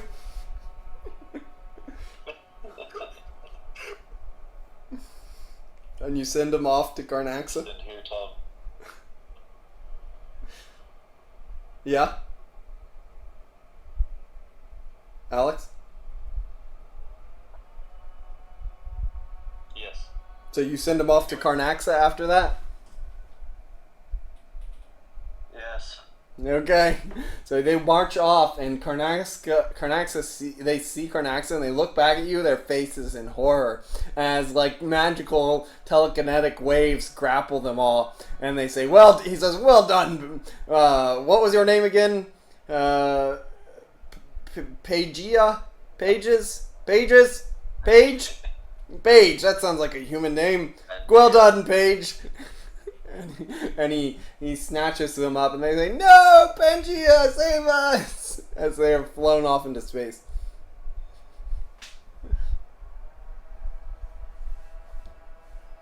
Oh boy. Do you look to see what happens? Yes, Okay. I accept my shame. You look off into the distance as you see them like strapped down onto stones, spread out on like the planet that's nearest to you, and they're like being put into some sort of ritual thing, and then there's a giant blast of magic, and you turn your eyes away as the horrible screams begin. Oh no. Okay. So, that is most of day 3, I think, for you. And 30 guys come back.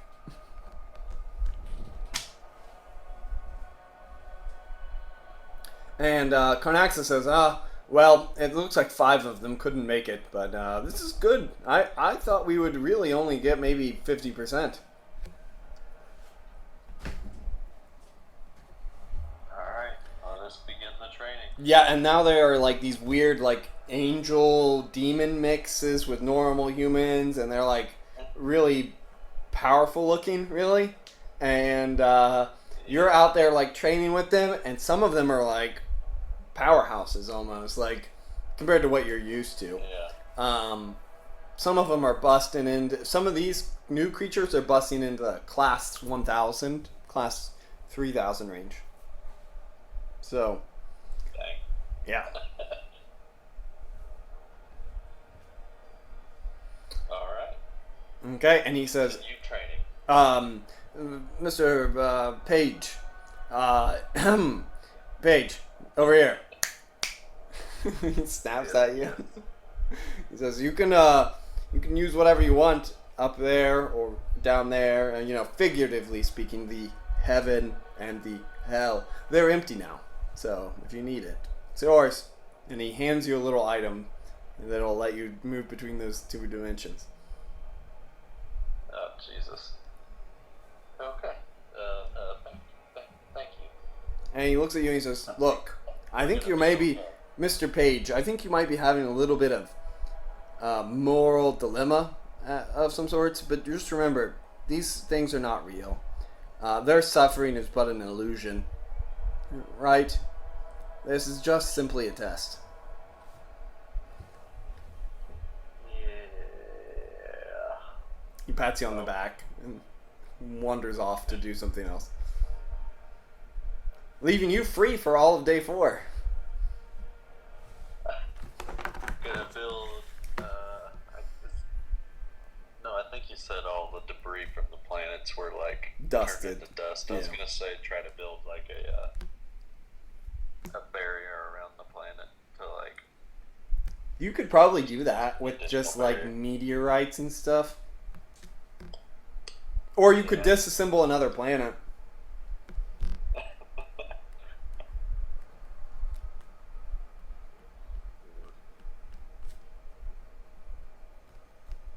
No, I'm just gonna continue with the Navy SEAL 6. Yeah, so your 30 team captains get a team of like 300 each, and they have they're power leveling. So All right, yeah. I'm gonna say wing it at this point. yeah, you start like throwing meteors at him. You're like, stop him! Yeah. Yeah. And they're like, and fly up into space to stop meteorites from blowing up the planet. Alright, is there anything else you'd like to do? I mean, at this point in time, you've got 1 country left, really. I mean, we're showing multiple countries, but those places that are showing as other countries outside of the main one, which is that Republic of Rovikia, outside of that and the orange place, which is nearby, these are basically nearly uninhabited, right? They are maintaining the semblance of governance, but they are really just barely in existence. The Republic of Rovikia has probably 3 or 4 cities, occupies a lot of land where people fly. Everybody in the whole planet, on the whole planet, can fly at this point. There are some like normal-ish humans probably hanging out in caves and stuff somewhere. But the people in the Rovikia just travel all across that bottom area to mine for resources or whatever. So, grow their food or whatever. So, Alright. Go protect my ice block. yeah. Well, you've got that second sun, right? You guys started. Oh, yeah. I forgot we did that. But, yeah. Still not a lot of people left. So, is there anything you want to do to get ready? No, I think we're just gonna go with our little mini army and call it good. Okay, then we are good. We're back on day. So day 4 and Delilah. Was there anything else you want to do? Yeah. Now that she's got this whole thing of realizing that she can call on to help, and while she still believes that she and Daybreak shouldn't be interfering in the world, she's also understands Daybreak's opinion of they deserve a chance, they deserve to be helped. So she's gonna investigate, and she's never thought to look at this before. But does her world have any dimensions? Her world. Yeah.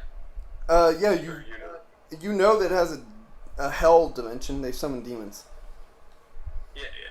Other than that, as you kind of peer through the worlds, you notice there is a sort of heaven dimension of sorts, a Are there godly any others? dimension. Yeah. Are there any other ones? Nope.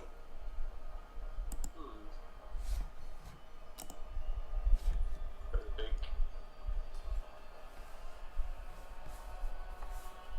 Just looking for my spell and see if I get any ideas. You think you could probably manufacture one if you wanted. You're not sure what the Yeah. results of that would be, but Well, she's kind of on this fault line at the moment because she and Daybreak tried to be good, and that didn't actually really work. People did try.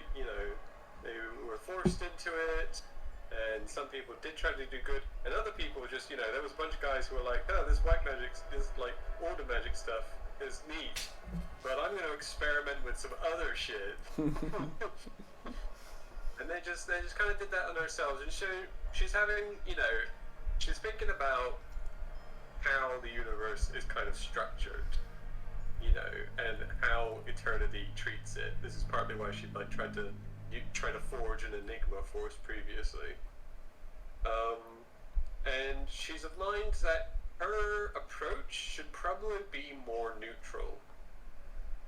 So he is kind of okay to create a number of dimensions, of both, basically both parts of herself, which is order and chaos. you're gonna split yourself in half. Not that far.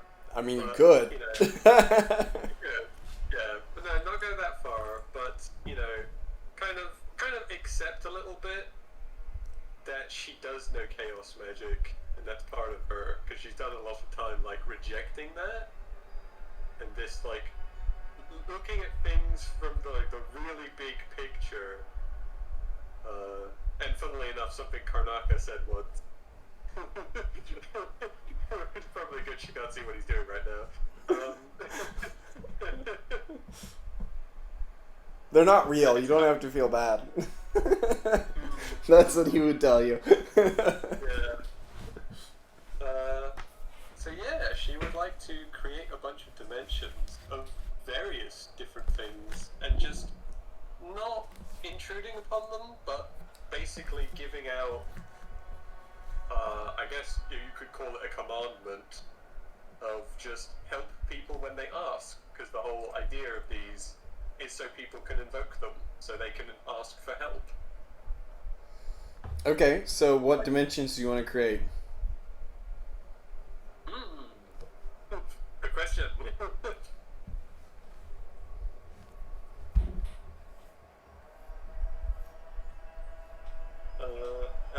spells to see if I can think of anything.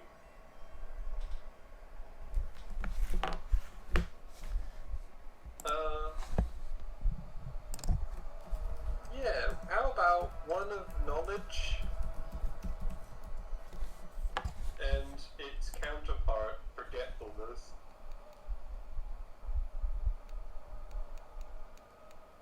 Okay.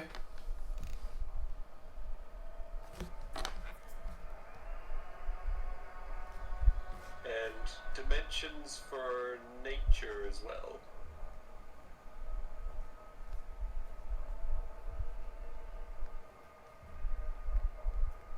And we have a good and evil one already, so you don't need to do that.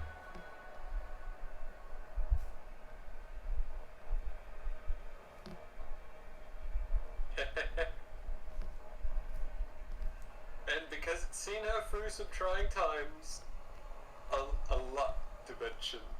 A what? A luck dimension. Hmm. Because, you know, she's been lucky in life, so maybe people can invoke some of that.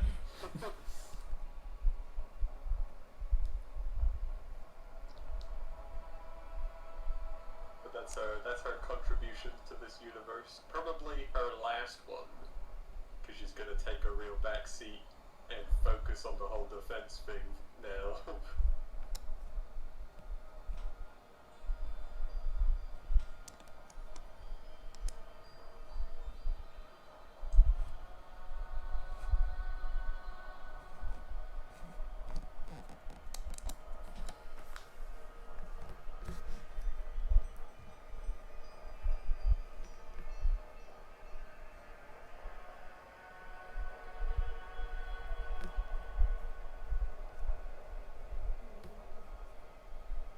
Okay.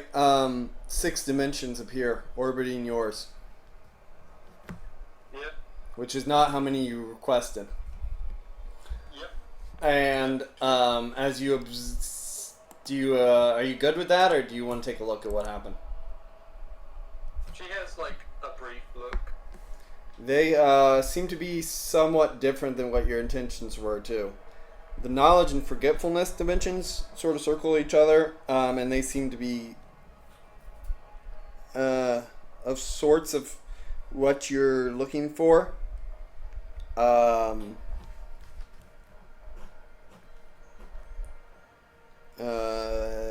And then there is a realm that is a lush forest and a realm that is a barren waste. And then there is a realm that is black and a realm that is red. Cool. Yes. So that is where you're at.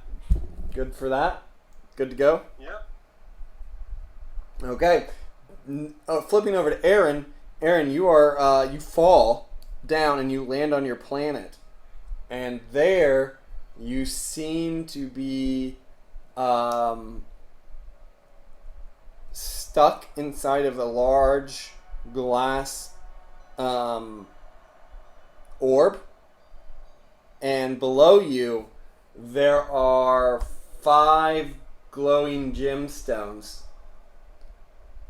and you feel your energy sapping away from you, and there are a number of humans walking around inside of there, and they look up at you, and then they just kind of turn away as if you were just a fixture on the wall. As you feel your powers drain away.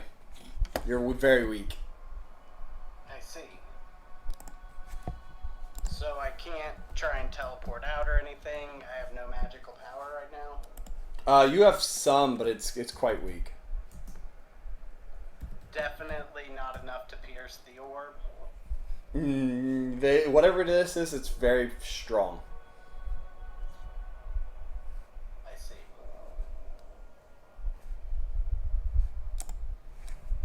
You conjure a blast and strikes against it, and it seems to be to no avail. And I'm assuming they're trying to create the Infinity Stones. It seems that they have fallen upon some sort of similar idea.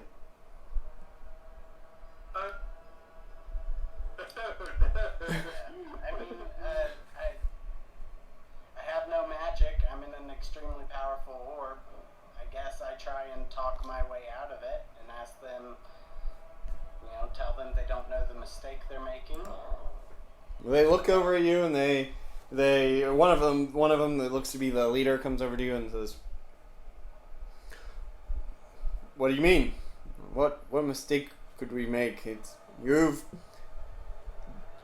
We have records written down that you've claimed to be nothing more than someone similar to us. Why should you have the power and we not?" Do you know what my purpose is? He looks at you and shakes his head no. But he doesn't seem to be too concerned about it. I maintain the stability of the entire universe. Good. I suppose that's what I'll do when I have your powers. And he walks over and looks at the gems. They're glowing more and more bright. And I say, and what about your friends here? What if they take the stones from you either? That's okay. They can't. As he looks over at him, and then they look back at you, and their eyes have been glossed over with some sort of magical enchantment. I see. I see if I can mentally reach out to one of the summoners to summon Ileana. No go. When you try to reach out to the most recent attempts to summon somebody, your telepathy reaches across the planet, but they don't appear to be around anymore. It's only been a few days, if that. It's probably been 30 minutes or an hour for you, so it's been like 4 years. I slowed it back down. You asked me if I did. I said, did you put it back to normal time? Which I sped back up is what I think I said. Back to full speed, right? No, I put it to slow because I was like, I don't want my people to age out and die. Oh. Then, yeah, it's probably only been a couple months. Still no dice? No. Okay. But since you did slow it down, you do sense that there are some of the apprentices that you met still out there. But the masters are gone. Okay. So I see if they can send someone to my assistance, however powerful. Okay. You get a telepathic response back. There's a group of people hunting us all down. Aaron, the god of this world, can't you help us? I can once I'm free from here, but you have to free me. There's a reason that they've gone rampant. You've got, like I said, you had about 12 masters, I think was what we said, somewhere around there. So they're out, but you got probably like 40 apprentices, and I would say 20 of them are still out and about. They've escaped or run away or something. There was quite a few of them, so at various levels of magical skill. And they say, I'll try to gather the other apprentices. Okay. And then, am I able to reach out mentally to Autopsy? No, he's in the other dimension. Okay. I try and reach out mentally to some of his people as well to tell them about the evil wizard. His Raven Guard are out and about, active and hidden deep undercover as the deep state in all the countries of the world, right? So you are able to contact. There's quite a few of them. They're very active. Okay. But the first one you get says, you are the entity of those mages, evil incarnate for this world. It I don't seems think that's their philosophy. I thought their philosophy was to stop the evil wizards, not that all wizards were evil. But that's what Autopsy was trying to teach the people. Gotcha. And then he vanished, which must have been an evil wizard.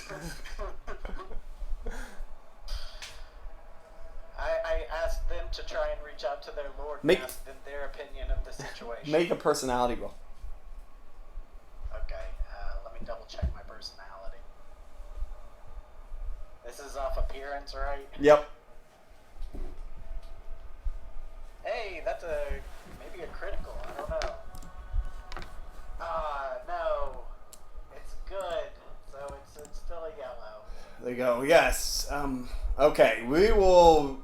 I'll contact the Dark One and see what he has to say about all of this. And they, you sense that they are ordering a meeting with one of their higher ups, and your energies deplete to the point where you're no longer able to make contact. But before they're totally gone, before they're gone, you sense a very powerful magical energy come through, and they seem to have summoned Autopsy into this world. Who the wizard here sees what's happening, goes, "Damn it! I was nearly completed," and he reaches over and he grabs the gems off and slips them onto a golden gauntlet, and then snaps his fingers and it's gone. At that, your form was getting like astral. I guess the very material form of your body was disappearing away. You are, you see Autopsy fly in. He crashes through the wall. He cuts you loose. And he goes, "Oh, Aaron, what happened?" I say, apparently we haven't had an Infinity Stone type war, have we? You did, but it got mind wiped away from you. Okay. I'm like, well, they figured out some way to steal my power. I don't know if it'll regenerate or if I'm stuck like this. You are a normal. So you are your normal wizard power for normal humans. So the times 100 effect is no longer applicable. Okay. And the dude has the gauntlet. Brilliant. Yep. Okay. Well, Autopsy says, "I'll look for him. Where do you know where he went?" I can't search anymore. At least not to the extent that I used to. Okay. So, Aaron, what are you gonna do? Autopsy flies into the air and starts to begin a search. Do I still have power over the time in the universe? No. Okay. Well then, I lollygag and read books to try and figure out how I can reverse it. I check whatever books he had in the chamber. Okay. You start to research it, and the principles are quite advanced. You're impressed. This guy was clearly some sort of genius. And as you research everything and read it, you realize that he has developed a way to. His name was Mikhail, and last name was Rutherford. Mikhail Rutherford. Okay. Mikhail has figured out a way to absorb your energies, drain your energies from you, and channel them into these mystic stones. And by doing, but it's not a natural process. The energies belong to you. You're an innate part of this reality, really. So if they escape from the stones, they should re-enter you. Is his theory. Okay. So basically, I mean, Autopsy's got to hunt him down on his own because I can't help. I guess I can ask Ileana. I can. I'll fortify the location as much as I can and invite the remaining apprentices. As sort of, hopefully it's protective enough versus the normal people who are hunting them down. Yeah. And just try and create a protective layer for them. I don't know what speed we're at right now. You were at a pretty slow speed, you said. So, it's going to take them a while to get here. So it's a day every 8 hours. Or well, no, not a day every 8 hours. You're like 2 years in a day or something like that, probably. Right. So, their arrival time should be, we'll say 8 hours. Okay. In terms of overall timeline. So it will be the night of the 4th day by the time they arrive here. Okay. I mean, I'm really handicapped, but I can ask them to try and summon Ileana to see if she can help Autopsy. I don't know if she can communicate with him. But Okay. So, make a roll for Autopsy. He's going to use his shadow vision to look in all the shadows of the whole dimension. I don't know what his rank is, but 41. I think it's incredible. Alright, you got a green. So as he scans through the world, he does not find them quickly. The apprentices return. Autopsy is still searching, and then he is disappeared. And he has his people re-summon him as quickly as he can. But the double summonings weaken the boundaries of the world, and you notice that some of the shadow creatures from his world start to leak into the reality, and they cause mass havoc. It's nothing at the level of like world destruction, but it's a panic, don't go out at night sort of thing, Right. I mean, I've got no choice. Yeah. So as you go there and you teach the apprentices how to do it, they are able to summon Ileana, and she arrives as the night of the 4th happens. And there is an announcement that comes to you on the night of the 4th as the 5th begins. And you all hear the same announcement. The announcement is this: the boundary between the realities has been dropped. Sorcerers may visit other sorcerers' dimensions. This is how it is in the real, outside of these realms. And as such, it is how it shall be in here. Good luck. And you hear that from 3 different voices. It's the voices of Ashanti. Yep. Okay, I want everybody to make a D100 roll. Oh boy. And Aaron, as you make your summoning roll happens, you make it. They appear. Ileana appears like floating on laying on like a pink oval thing that kind of floats there as a weird geometric shape. She is becoming more and more eccentric. In like a bad way? You don't know, but she's becoming stranger. I talk to her. I explain her the situation, and I say. She "If looks at ever you want-" as you say all this, and looks at you, and she says, "You're so weak," and almost like as her face turns so like almost disgusted at what she sees. Yep. Well, I tell her the same thing I was going to. I was like, I feel like you always wondered the boundaries of power. She looks very angry at what you tell her. And she says, "How dare he? Does he not know that he's nothing more than a mortal and doesn't deserve such abilities?" And then she disappears, obviously out on the hunt. Yep. Got some quality people there, Aaron.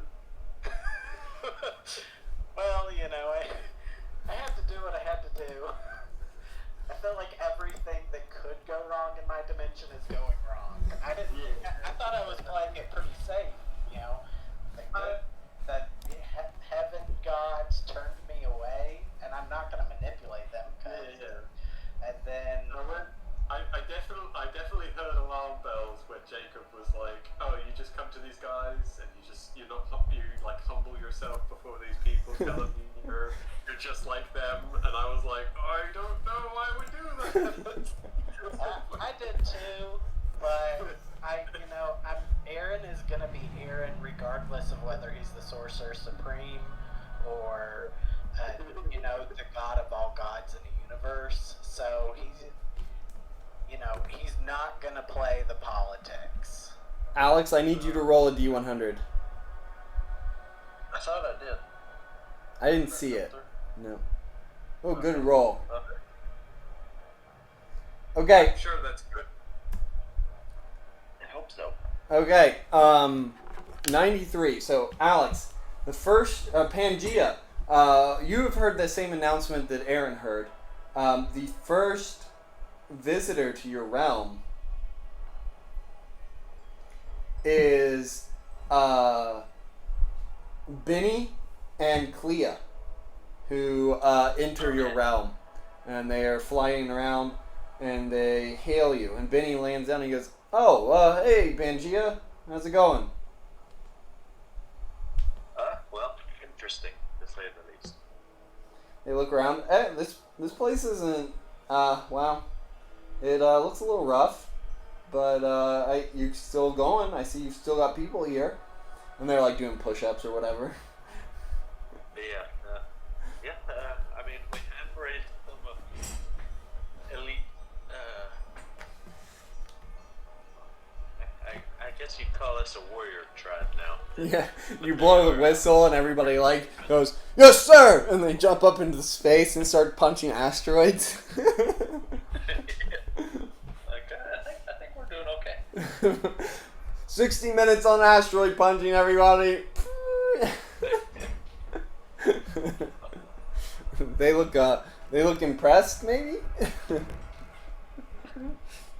Confusion. All right.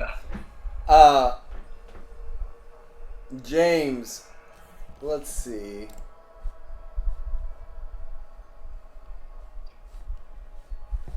Okay. Let's see. 1, 2, 3, 4, 5, 6.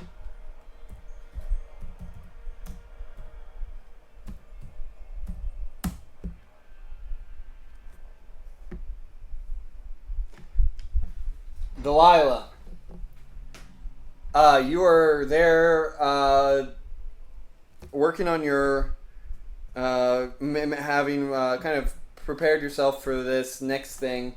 What was your thoughts when you heard that the dimensional bat protection, the division between the dimensions, would go down? Concerned. She's like expecting like something like Doctor Doom to come crashing through or something. Perhaps appropriately, you have this constant bad feeling ever since that happened. And roll intuition.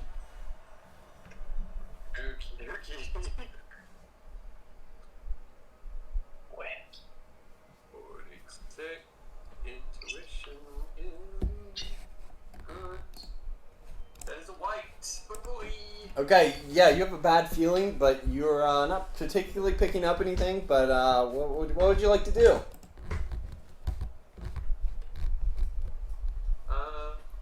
Check.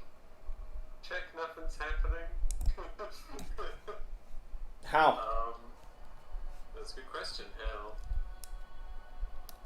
Well, first of all, is it now possible to see the other universes? No. You have to be outside of your own. There's still like a barrier around it, but now you can force your way into them. Yeah. Alright. Yeah, that spooks her a bit, so she's pretty worried about that.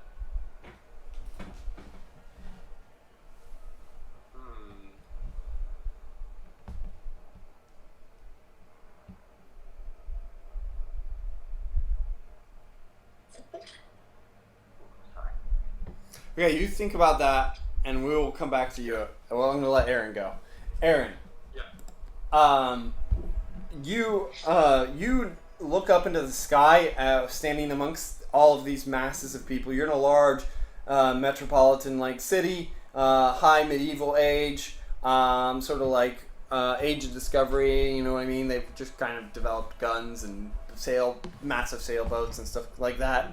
And so these people in sort of like a late Renaissance dress are all standing amongst you as you all look up into the sky and you see these waves of black shadows blasting off against these magical twists of rainbow-like energy and these force shapes of light pink cotton candy collars smashing against the forces as the light of the sky is illuminated.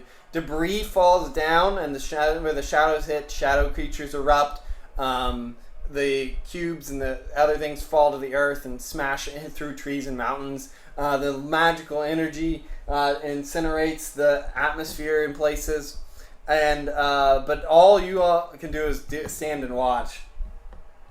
And put a dome of protection around the people near me, a monstrous level. Okay, yeah, and that protects. I mean, there's a number of things that strike against that dome, and you are protecting them all. And then it looks as though the two forces, your Ileana and Autopsy, are winning when you see a figure appear behind them, menacingly and incredibly large. A massive face with a long tongue, light green skin that looks a little dead in places, and long, giant and long teeth, looking forward towards you all from behind where those godlike figures battle. Well, there's nothing I can do, so good luck, guys. You see this. I love it. It's like the Hulk. Oh no. He looks kind of zombified. As like loss of dead skin fall off to the side. And then there is a blast that happens, and the Autopsy, Ileana, and Mikhail all fall to the ground as the sky is wrapped in a giant dust storm. What do you want to do? Nothing changes for me. No. It looks like you just got hit to the ground. Okay. I try and teleport periodically as close as I can to them falling. Okay. You teleport. You have super teleportation as Aaron, so you cross most of the planet in one teleportation, and you land there as the figure pulls himself off the ground. They look at each other and they look like they're about to begin to fight as that giant clawed finger smashes down between them. They're thrown backwards. Autopsy punches the hand and kind of breaks one of the claws, which then regenerates. And then the dust storm, like a figure starts to emerge from the dust storm as it swirls around in front of you. And that kind of like an aspect of the dust storm itself, this sandstorm, which is still up and about and out there. It's just not. It's like some of it's taken life. It appears in front of you, and you see a woman dressed in Egyptian clothing appear before you, and you recognize her as Ankra. Excellent. So when I made you roll that D100, guys, the high rolls were good, the middle roll was okay, and the low roll was bad. So I rolled.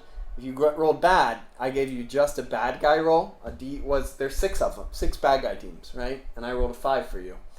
And then the middle one I rolled for James, which he hasn't seen who he's with, and then I rolled Benny for out of the good guys for for Pangaea. So real quick, is any of the 3 still on the ground? Yes. Is the glove on his hand reachable? So, doing a little, taking up my old role. Yeah, go for it. First thing she probably says. She's got a she glow. knows that- She's got a glow at Aaron. Yeah, she's looking at you and goes, Aaron, I don't believe I've ever killed you before. What a time to be alive, I say, as I try and telekinesis the glove from what's his name. Alright, he's gonna roll an intuition roll. If he succeeds on the intuition roll, he's able to use the infinite magical power to keep the glove on his hand. Okay, he goes like this and pulls the glove back and he looks at you and Ankara is going to capture you. And James, go on if you want to say anything, but she's going to capture you. She's a master sorcerer. She has to gloat for a couple rounds before she puts you into a death trap or murders you. So. I say, I look at Gauntlet Boy and I'm like, fine, they're yours. Have a nice day. And I just sit there and I meditate. Okay, you're in a sand prison that solidifies into rock. The Hulk 2099 zombie lunges forward and starts the slugfest with Autopsy and Ileana, and Ankara stares down at Mikhail. Yeah, James, do you have anything you want to say? Anything appropriate that would be good for her? Kind of amused, going, who's this guy, Aaron? I say, well, technically he's a genius. I've read his work. Good luck. And I just smile and let it happen. Alright.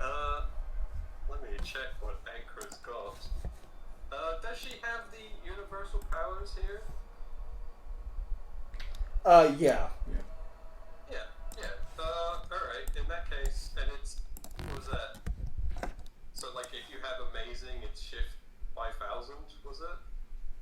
Yeah, but, I mean, if she's trying to... Realm, so it should be down a rank. If she's trying to break everything, then yes.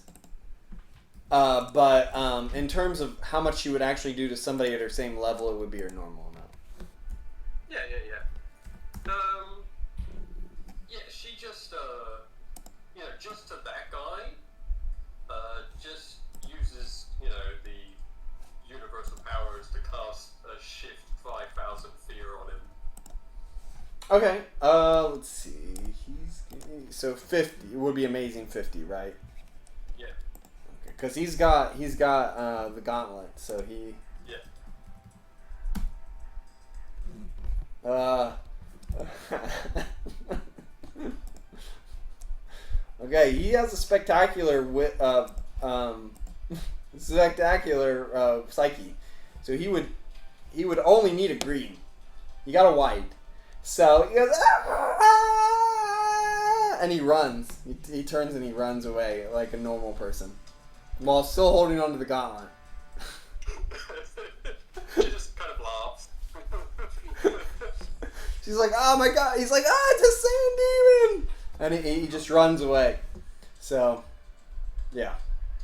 And then she turns to you, Aaron, going, well, I hope you've had fun here. This has been a very interesting experiment. Before I crush you, do you have any insights into what's going on in your universe? I would quite like to know certain particulars. The fight is going against the Hulk, but I don't think anybody cares. So, What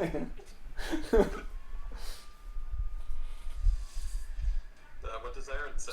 Speed. Aaron looks at her, he sighs, and he puts his head, like he's like sitting there in a meditative pose. He puts his head to the side, he puts his fist on his head, and he's like, well, it starts when I was born at a very young age. When I was a young lad, I did have a particular fondness for digging in the soil, and he just starts telling his entire life story. She does actually look confused for a moment. she's like,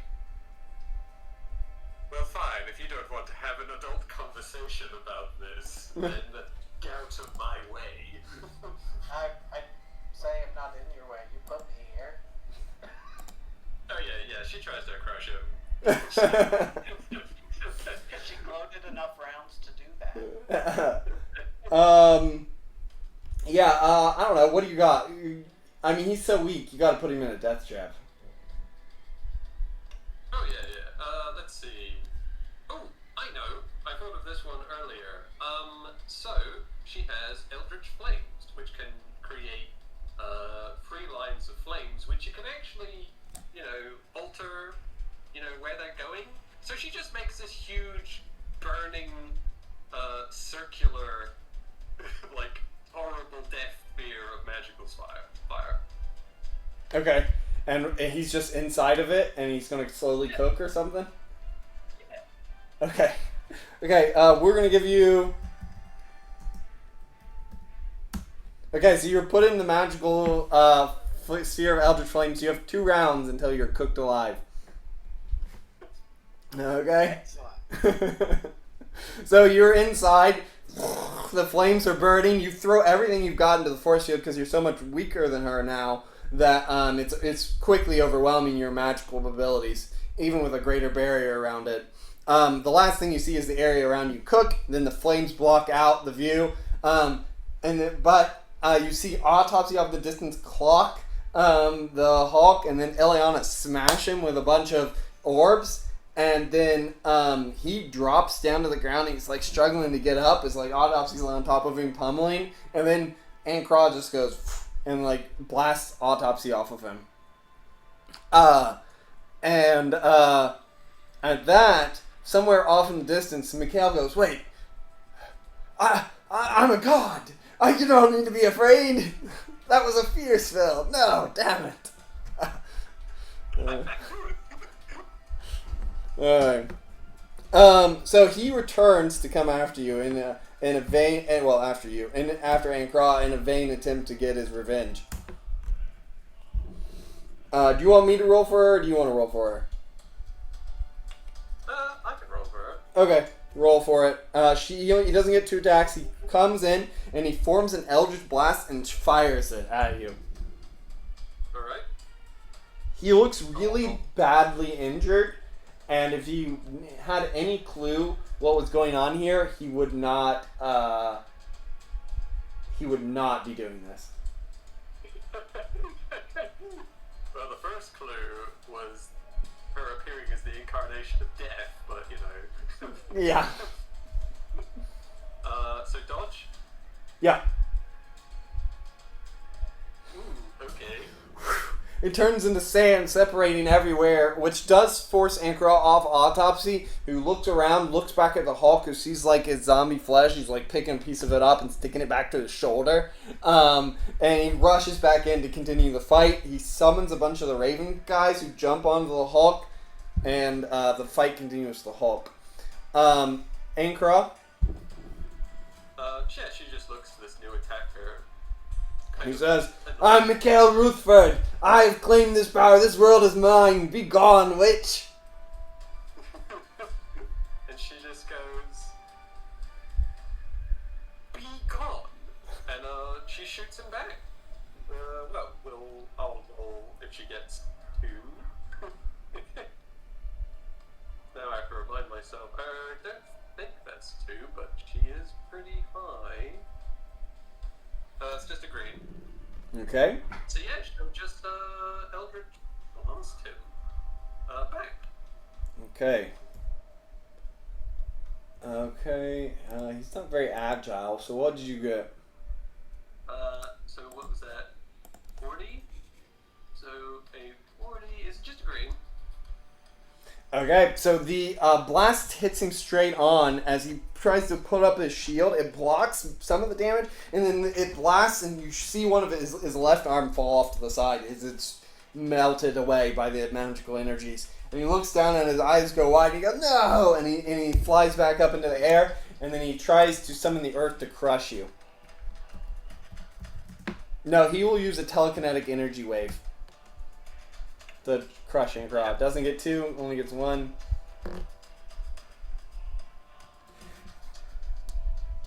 Okay, the telekinetic wave comes up from the ground and slams her up into outer space with a tremendous force of energy. She's been hit by this amount of power before. It's clearly Aaron's magic. I don't think she's kind of got a good grasp of what's going on here because clearly this guy has. Yeah, he's just like some schmuck. Yeah, he's a schmuck who somehow seems to have. Why these sorts of people are still even alive here. Yeah. Alright. He's some sort. But I guess that is probably causing some red flags maybe in Ankar's mind as she is trying to figure out why this person has his powers. Yeah. Now, question, because this is round 2. Am I cooked or did her concentration? You're cooked at the end of the round. Okay, and her concentration didn't have to be maintained for this. No. Brilliant. Okay. Ankar, go. I mean, you know, this dude wants to escalate. Well, let's see, 2 spells. Just 1 spell again. She is kind of like thrown for a loop going, what even is this? As she's probably gonna use hey, Aaron, you have a moon, right? Yeah, he still has a moon. He has all of his planets. Yeah. Necro That seems like a jab. uses her one of her talents to form part of her body using the spell transformation to create a giant rail gun and shoots the moon at him. Okay. How much? What's the how? So you're gonna use transformation to transform the moon into a gun and fire it. No, she uses her own body to fire it. To fire it. Okay, so we will put that. What's her strength rank? This is using her Sand form? transformation. Yeah, what's her sand form then, right? Her sand form. Or are you saying the transformation spell? Yeah. Oh, okay. What's the transformation spell rank?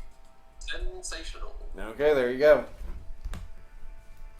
I'll roll it.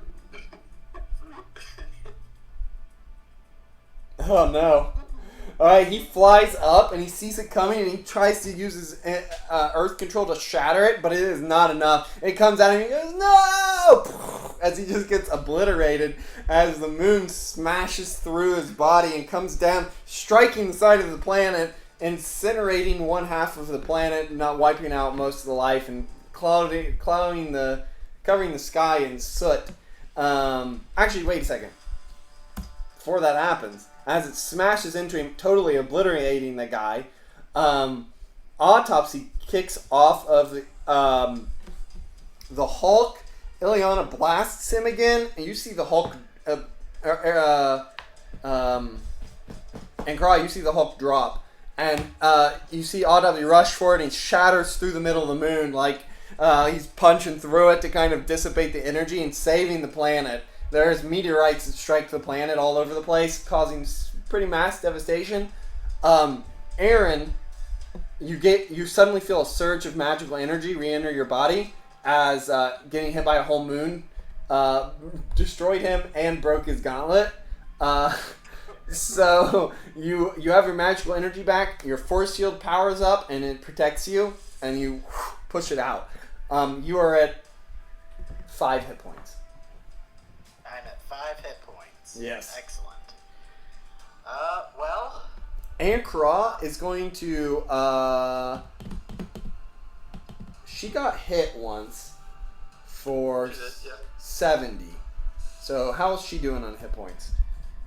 Fine. Her shield eats all of that. Okay, so she is probably thinking about backing out on this one because now it's 3 against 1. Yeah, she will actually call out, going, she sees like this godly being helping autopsy. Yeah. Going, wow, Aaron, you've done some fine work here. You have anything to say, Speed? Aaron looks at her and says, "Where do you think you're going?" And goes, oh, I'd love to stay and chat, but I feel like you don't want to know some of the secrets of this competition, so, oh well.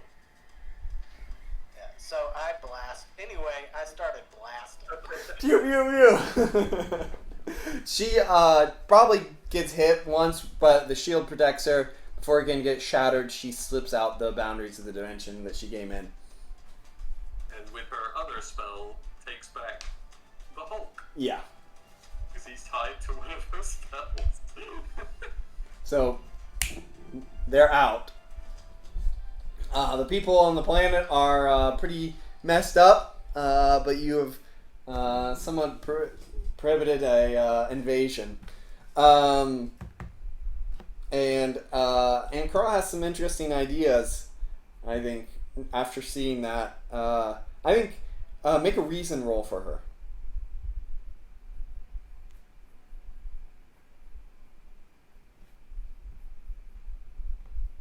What'd you get? 61, so just checking. Green. Okay, she has she's kind of picked up on the gauntlet idea, and she has some ideas on how she's noticed that it's going to be tough to beat people in their own dimension, and that gauntlet I think gives her some ideas. Yeah. I'll think about that. All right. So meanwhile, Delilah, did you decide on what spell or anything you wanted to try to use? Oh, yes. Well, we were busy killing Aaron. Say thank you to your villain, Aaron, for saving you. Yeah, well, I might not have needed him. The first place.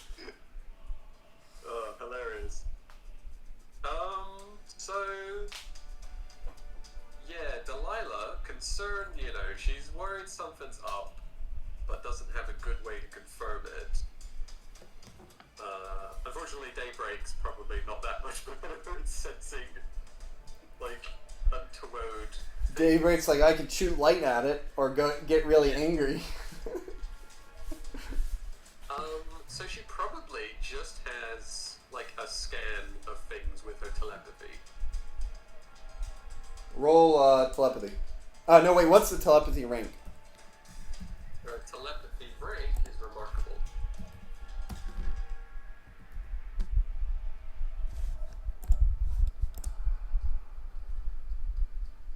Will I roll? Nope. Your scan, in fact, does pick up a person. You notice there is a very powerful entity out there, and they seem to be hiding amongst the outer limits of your universe. Yeah, she'll pick up Daybreak and see what's up with that. Okay, as you fly out there, you approach and don't particularly notice anything visually. And Daybreak's like, Delilah, are you sure there's something out here? Yeah. She goes, I'm certain. Reveal yourself or prepare for battle.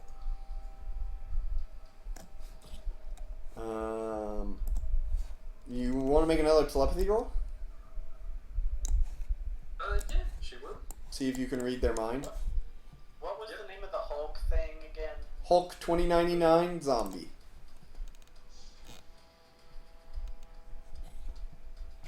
So, as a little fun aside, Ankra picked him up from the future. Excellent. Good job, Ankra. He was alive though for most of that. He died later, but who would leave a good Hulk You got better. around when you could just make him into a zombie?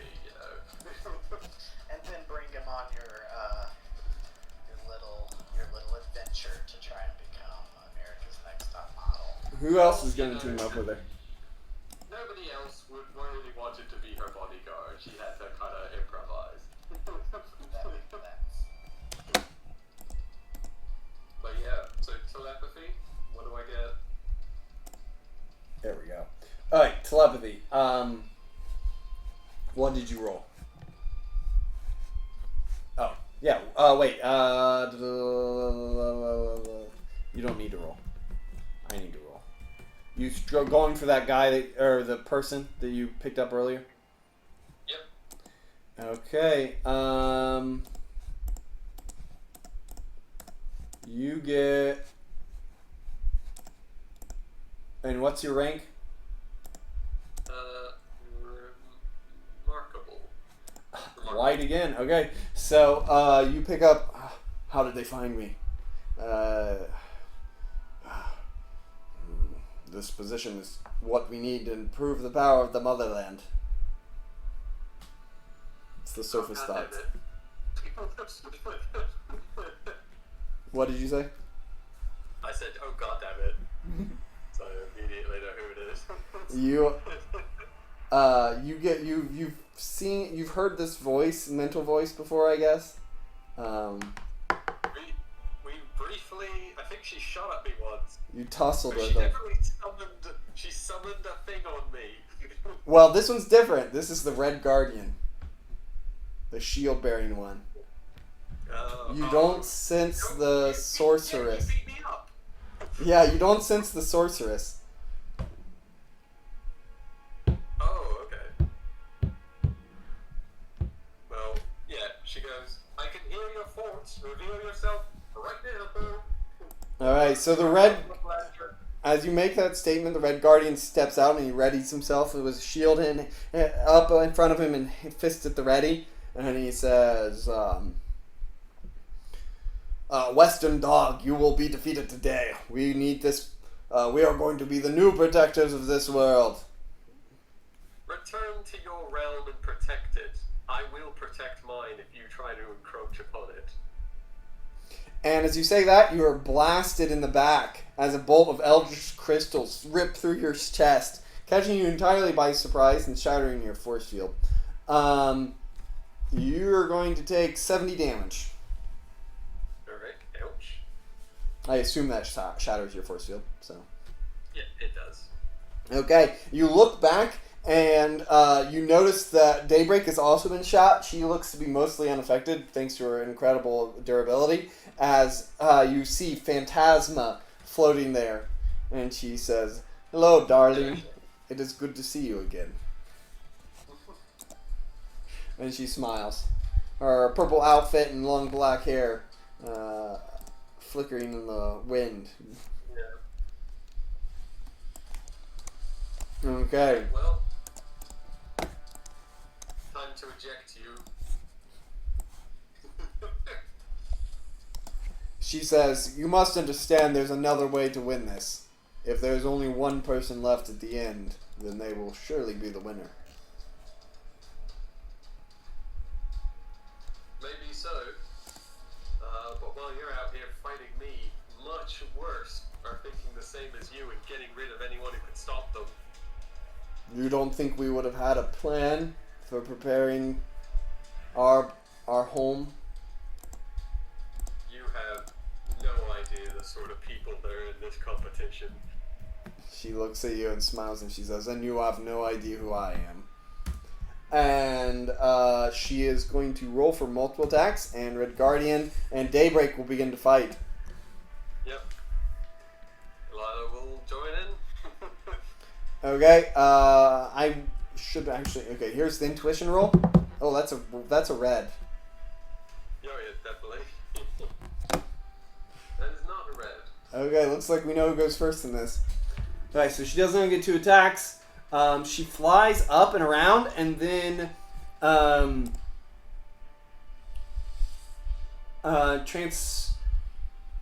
forms the area around you into this large, like, platform dome, of which she then splits herself apart into about a dozen different forms, all very perfect illusions. She seems to be a master of illusion magic. Very good. And since I didn't pick her up, using telepathy is not going to work. Yes, you know telepathy doesn't usually work on powerful mages. Yeah. So, think about that for a second. We're going to flip over to Pangea. Pangea, you've had a little while there. What are you doing? Benny wants to take a little short tour. He's telling you about the defenses him and Clea have set up.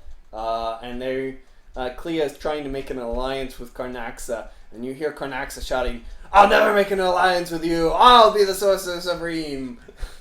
And she's like, "But is that... I mean, can't we just kind of help each other out and then see how it turns out at the end, you know? I mean, they're going to score us." He says, "Never! You're just... I know your kind. You humans, you're not like Paige. He's trustworthy." That rock golem I got assigned to is great. I don't know where Aaron found such capable assistants. Yeah, I just look at these guys and like, yeah, that's how it's going. So you have some time out. Pangea, is there anything you'd like to do just to check in on you? I mean, no, not particularly. I'm just ready for the next big event. Watching our demigod warriors and like kind of slightly above demigod captains progress. And I guess talking to Benny and them and seeing them deal with Carnaxus's call it flair. Okay. Clea seems like she's somewhat intent on wearing him down, and like a truly quite a very old man, he does seem to be getting tired as time goes on. So we will return to that action in the future. All right, Delilah. You are surrounded by about a dozen of these phantasma clones.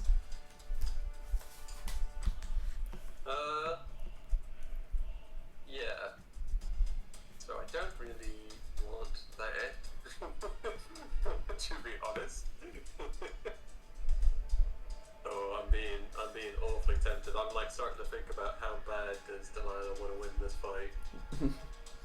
This is a tough fight. Like this master is definitely more equipped for fighting than Delilah is. The good news, though, is that Daybreak should win. Yeah. That's almost a guarantee because she's so invulnerable. Yeah.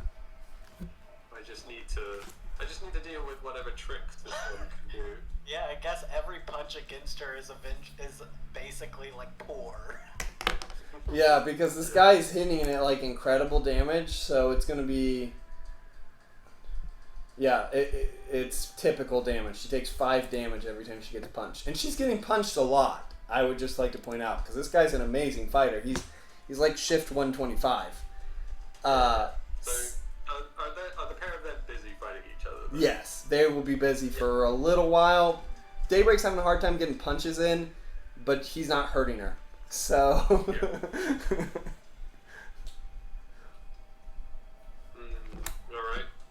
And this one's an illusion specialist. Well, 2 can play that a bit, as let's see if I can cast 2 spells. I don't think so.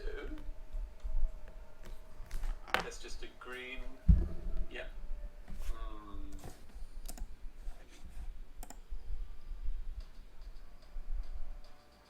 Do I go for that one? Yeah.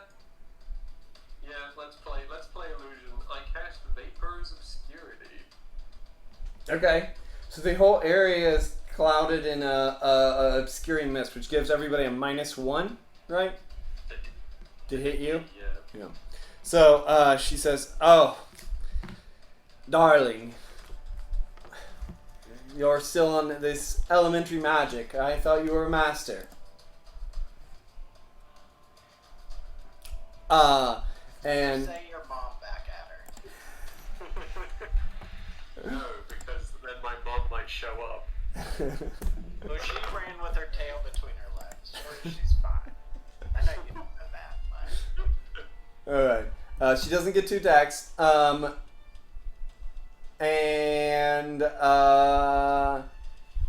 Yep. They continue to go around you and kind of just walking, and they taunt you a little bit. Very good. You can roll reason. Yeah. No, yeah, bad. Yeah, these are very good illusions. These are pretty good illusions. Alright, Lego? Yeah, and unlike some illusions, these are all doing different actions and different things at the same time. Like, some of them look to be casting magic, preparing to cast powerful universal or dimensional magics. Some of them seem to be emitting a black mist from their hands. Some of them seem to look like they're about to counter your magic, and some of them are approaching you menacingly, as if to engage into a fist fight. Yep. So I'm gonna check 2 spells. Come on, give me 2 spells. I don't think it is, but come on. No, it's not. Tragic. That's a really good wombo combo if I could get 2 spells off. So what she's gonna do instead. Oh, yeah, and here's who you're fighting. I hate this costume, but here's what we got. Yeah. There's a better costume. I'll look for it. Well, she's not able to intuit anything about these illusions, and she does. And in fact, you know, playing to her strength, she doesn't think she's going to be able to see through these illusions anytime soon. There's something more important to do right now. So she teleports. Teleports out of the illusions completely. Okay. Yeah, you teleport away. You're out from the center of the illusion. You cannot pass out of the dome that she set up, but you look back and the illusions just turn to look at you. Yep. If you want to get out of the dome, you're going to have to get rid of the dome. Yeah. But yeah, just If that's what you were intending to do, then I could have told you that before. But if you were just trying to move out of the illusion, you did, but it turns out that this is not that kind of illusion. Yeah, I'll tell you, her intention is to teleport away and then set up to hit the other guy with a spell, because that's actually the more important fight.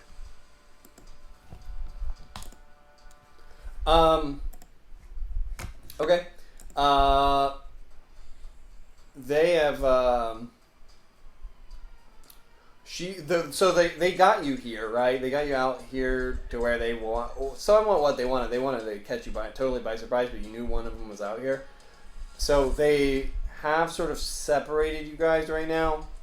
You'll have to get out of the thing. So we'll just count that as movement. If there's a way you want to try to get out of the dome, then you can get to the other fight. Yeah. Alright. I've only got the 1 spell. She seems like she's used a greater barrier of some sort, probably with an artifact to keep you in here. Classic. Ugh. Man. Oh wait, what am I doing? I was like, oh wait, I just realized I could contact entities. What am I doing? Yeah, I'm gonna contact an entity to deal with these illusions. Okay. Who? I'm gonna go with my old buddy, Doranthon. Who? Doranthon, the mage library one. Can you spell that for me again? Yeah. It was the first weird contact she made. How do you spell Like that on Discord. it? Oh, my bad. Oh, dude. Okay. I know that one. I remember that one. Okay. Darrington is contacted, and you're going to request that he deal with the illusions. Light on what is true, sort of thing. Yeah, he is good for this, I think. So it's full strength. Roll it. Oof, my rolls. As you try to channel the energy from this dimensional energy, it kind of sputters out, and your illuminating light goes forth. And what you thought was 12, you see that she has made a number of other illusions invisible. But then they sputter away, and you realize that there's probably 24 illusions, half invisible, half visible. Why, you're not sure.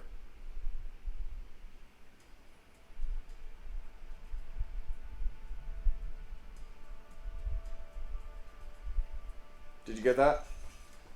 Yeah. Okay, she closes in on you, and rolls for 2. Okay, doesn't get it. And one of the illusions closes in on you and then swings a punch at you. And, or maybe it's one of the illusions, maybe it's her. Roll to dodge.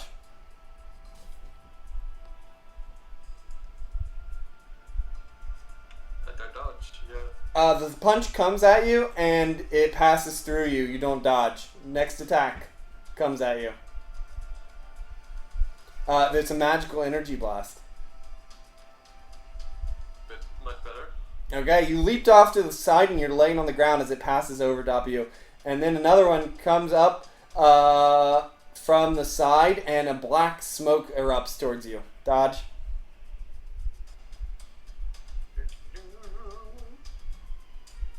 Okay, you kind of close your eyes and push yourself through it, kind of hot, coughing and hacking as you push out. And there's another attack come through, but you are now at a, we're going to say -2 CS on this dodge roll. So agility, as it's an Eldritch Blast. Ugh. She spends karma on the last one, because it's the real one. And it spends 10 karma. And the blast strikes you now. It does 70. Yep. Hurts a lot. Okay.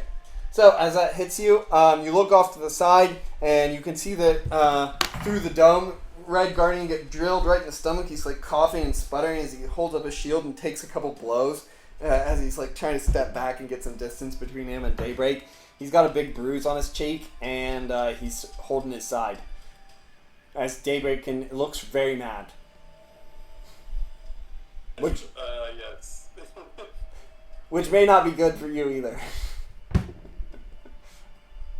Which really means that I can't afford to lose my cool. Gosh, Shumagoref cutting off my chaos magic has made this really complicated. Well, not cutting off, possessing me if I try and use it.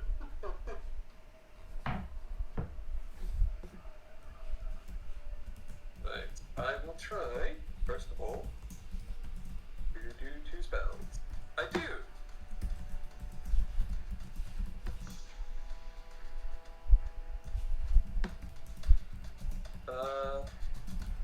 So let's see. I'm sure, I'm certain.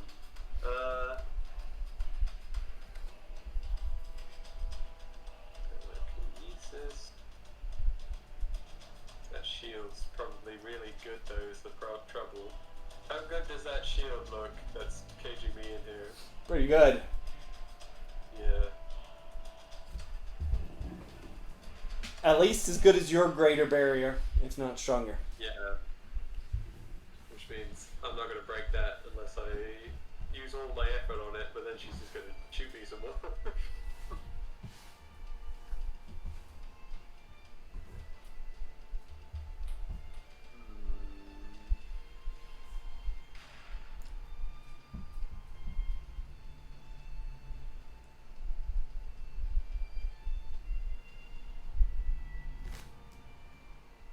Oof, yeah, I'm in a bad spot. Think if you could make it maybe a round or two more, Daybreak would win. Yeah. Alright. In that case, let's try... So there's a bunch of these illusions, right? Yep. And by the way, as you were watching around, when you got shot by the blast, you don't know where it came from. Yeah. So in fact, I'm gonna raise another shield greater inside this barrier Okay. to cut down the space. So she's either really close to me or she's in between the two barriers now. Okay.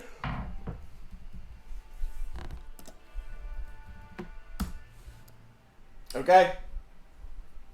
You see a bunch of the things go like this as they try to hold back the force field, as they get pushed back to the limits.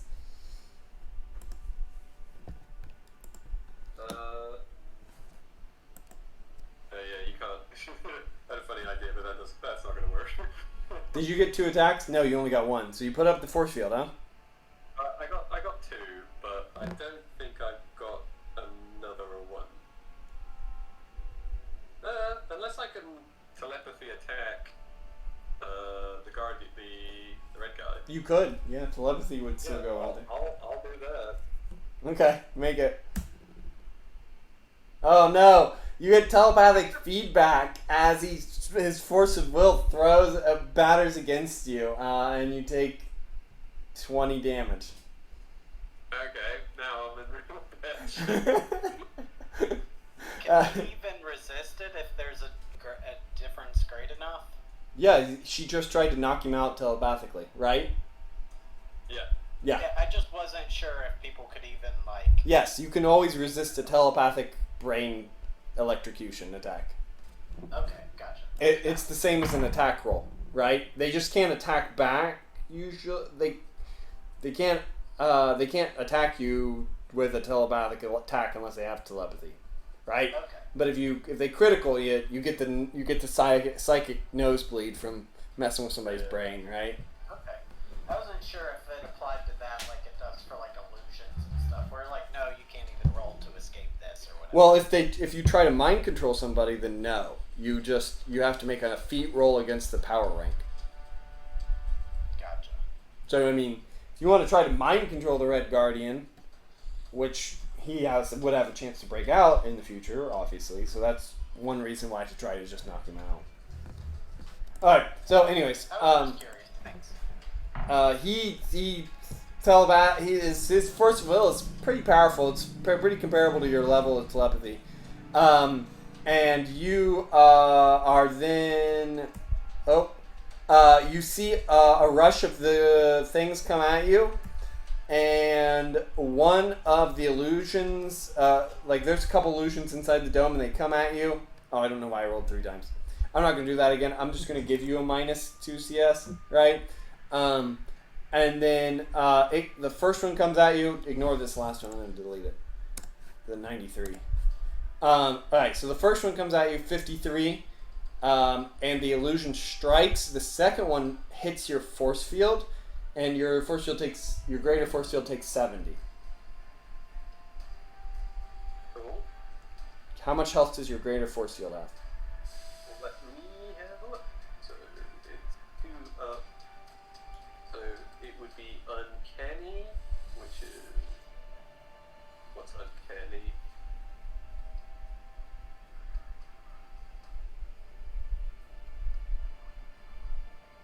$45.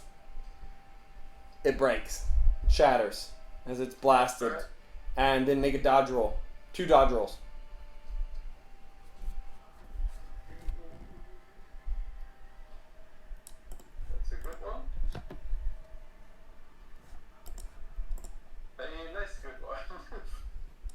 Okay, so I got a green and then a yellow. So the first one, you leap off to the side, dodging the blast or the punch, and you are not sure what happens, but it punches against the force field behind you, and you see the force field kind of like take the impact as what was one of these hands.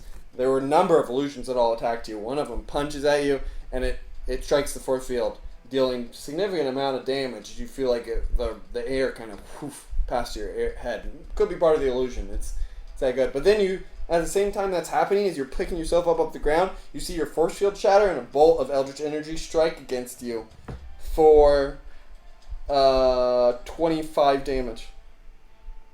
Right. Fortunately, my shield can take that, so I don't get instantly knocked out. Yep. So she seems to be able to somehow solidify her illusions to make them attack as well. Yeah. Alright, so at that point you look out and you see the Red Guardian get decked, and he flies backwards, and Daybreak says, "I'm coming!" Actually, no, she doesn't. She just as she foams the mouth and rushes forward to the dome. Yep.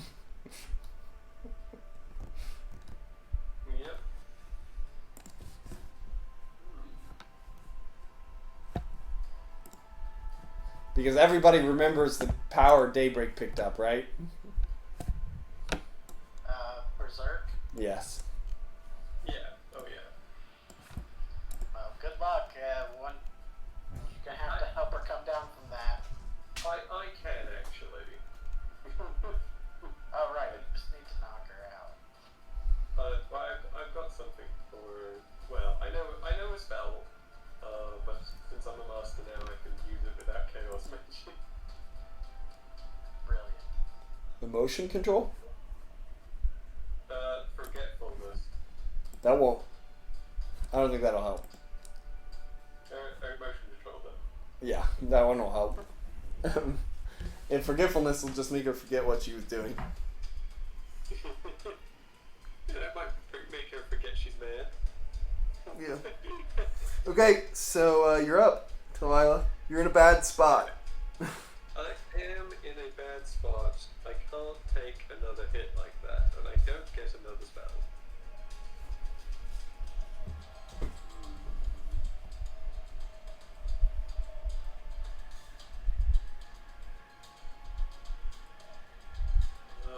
That would be a bad take.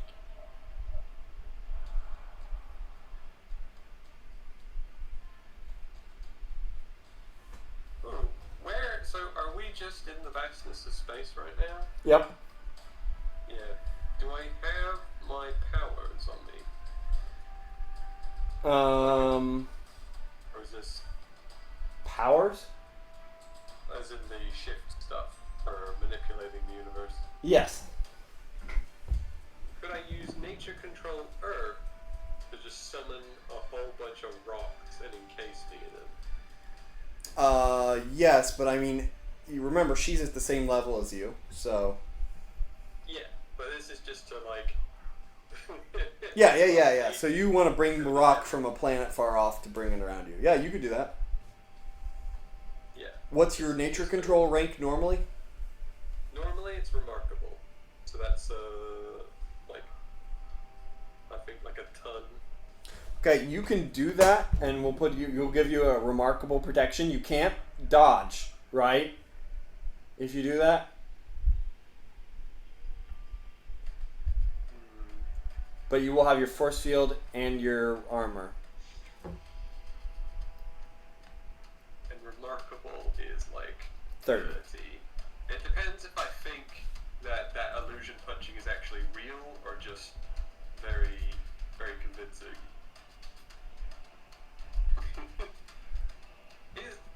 Can I try to work out if that illusion punching is actually real? Roll a reason roll. Yeah. Like, is it just an extremely... Alright, that's pretty good. It was definitely real that last time. So yeah, she's got some sort of weird trick, or maybe there's even another person here. Or a summon even, because I know she can summon. So not being able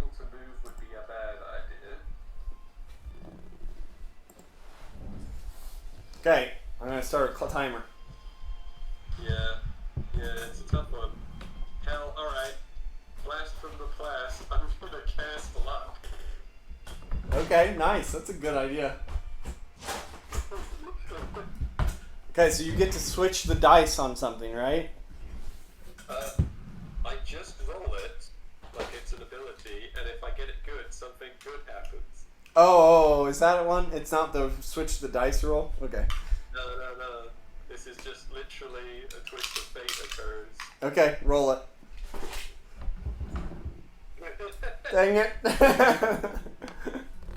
You used all your luck on the luck dimension dice. On the luck, creating that luck dimension. Yeah, must be. So that's a white, right? That's white, yeah. Okay, so you move your face right to the direction where you think you need it to be. It was not. Okay, that's 2. The first one is an illusion punch, which comes in and makes it looks like he's gonna make contact.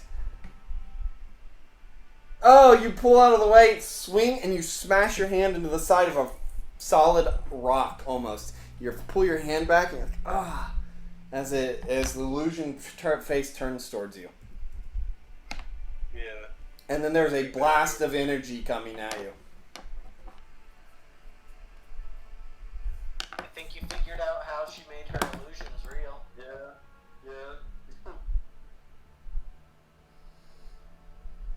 So 78 on the vapors. That is a yellow. Yellow. All right.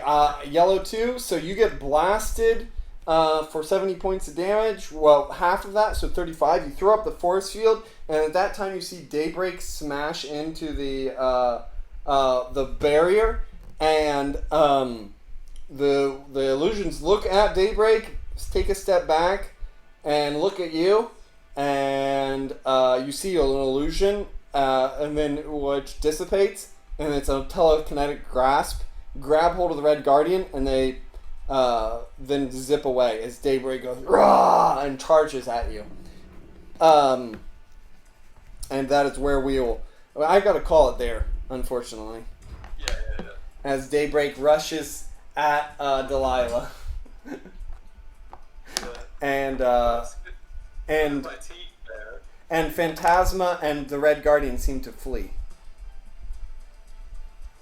I have 10 hit points. Okay. Karma-wise, I'm going to give you guys all 100 karma for winning your fights. And Delilah, maybe what we should do for everybody is instead of doing another group session, maybe we should just do each one of you 3 a session. You know what I mean? Yep. Delilah, I think it looks like you're probably... roll reason, Delilah.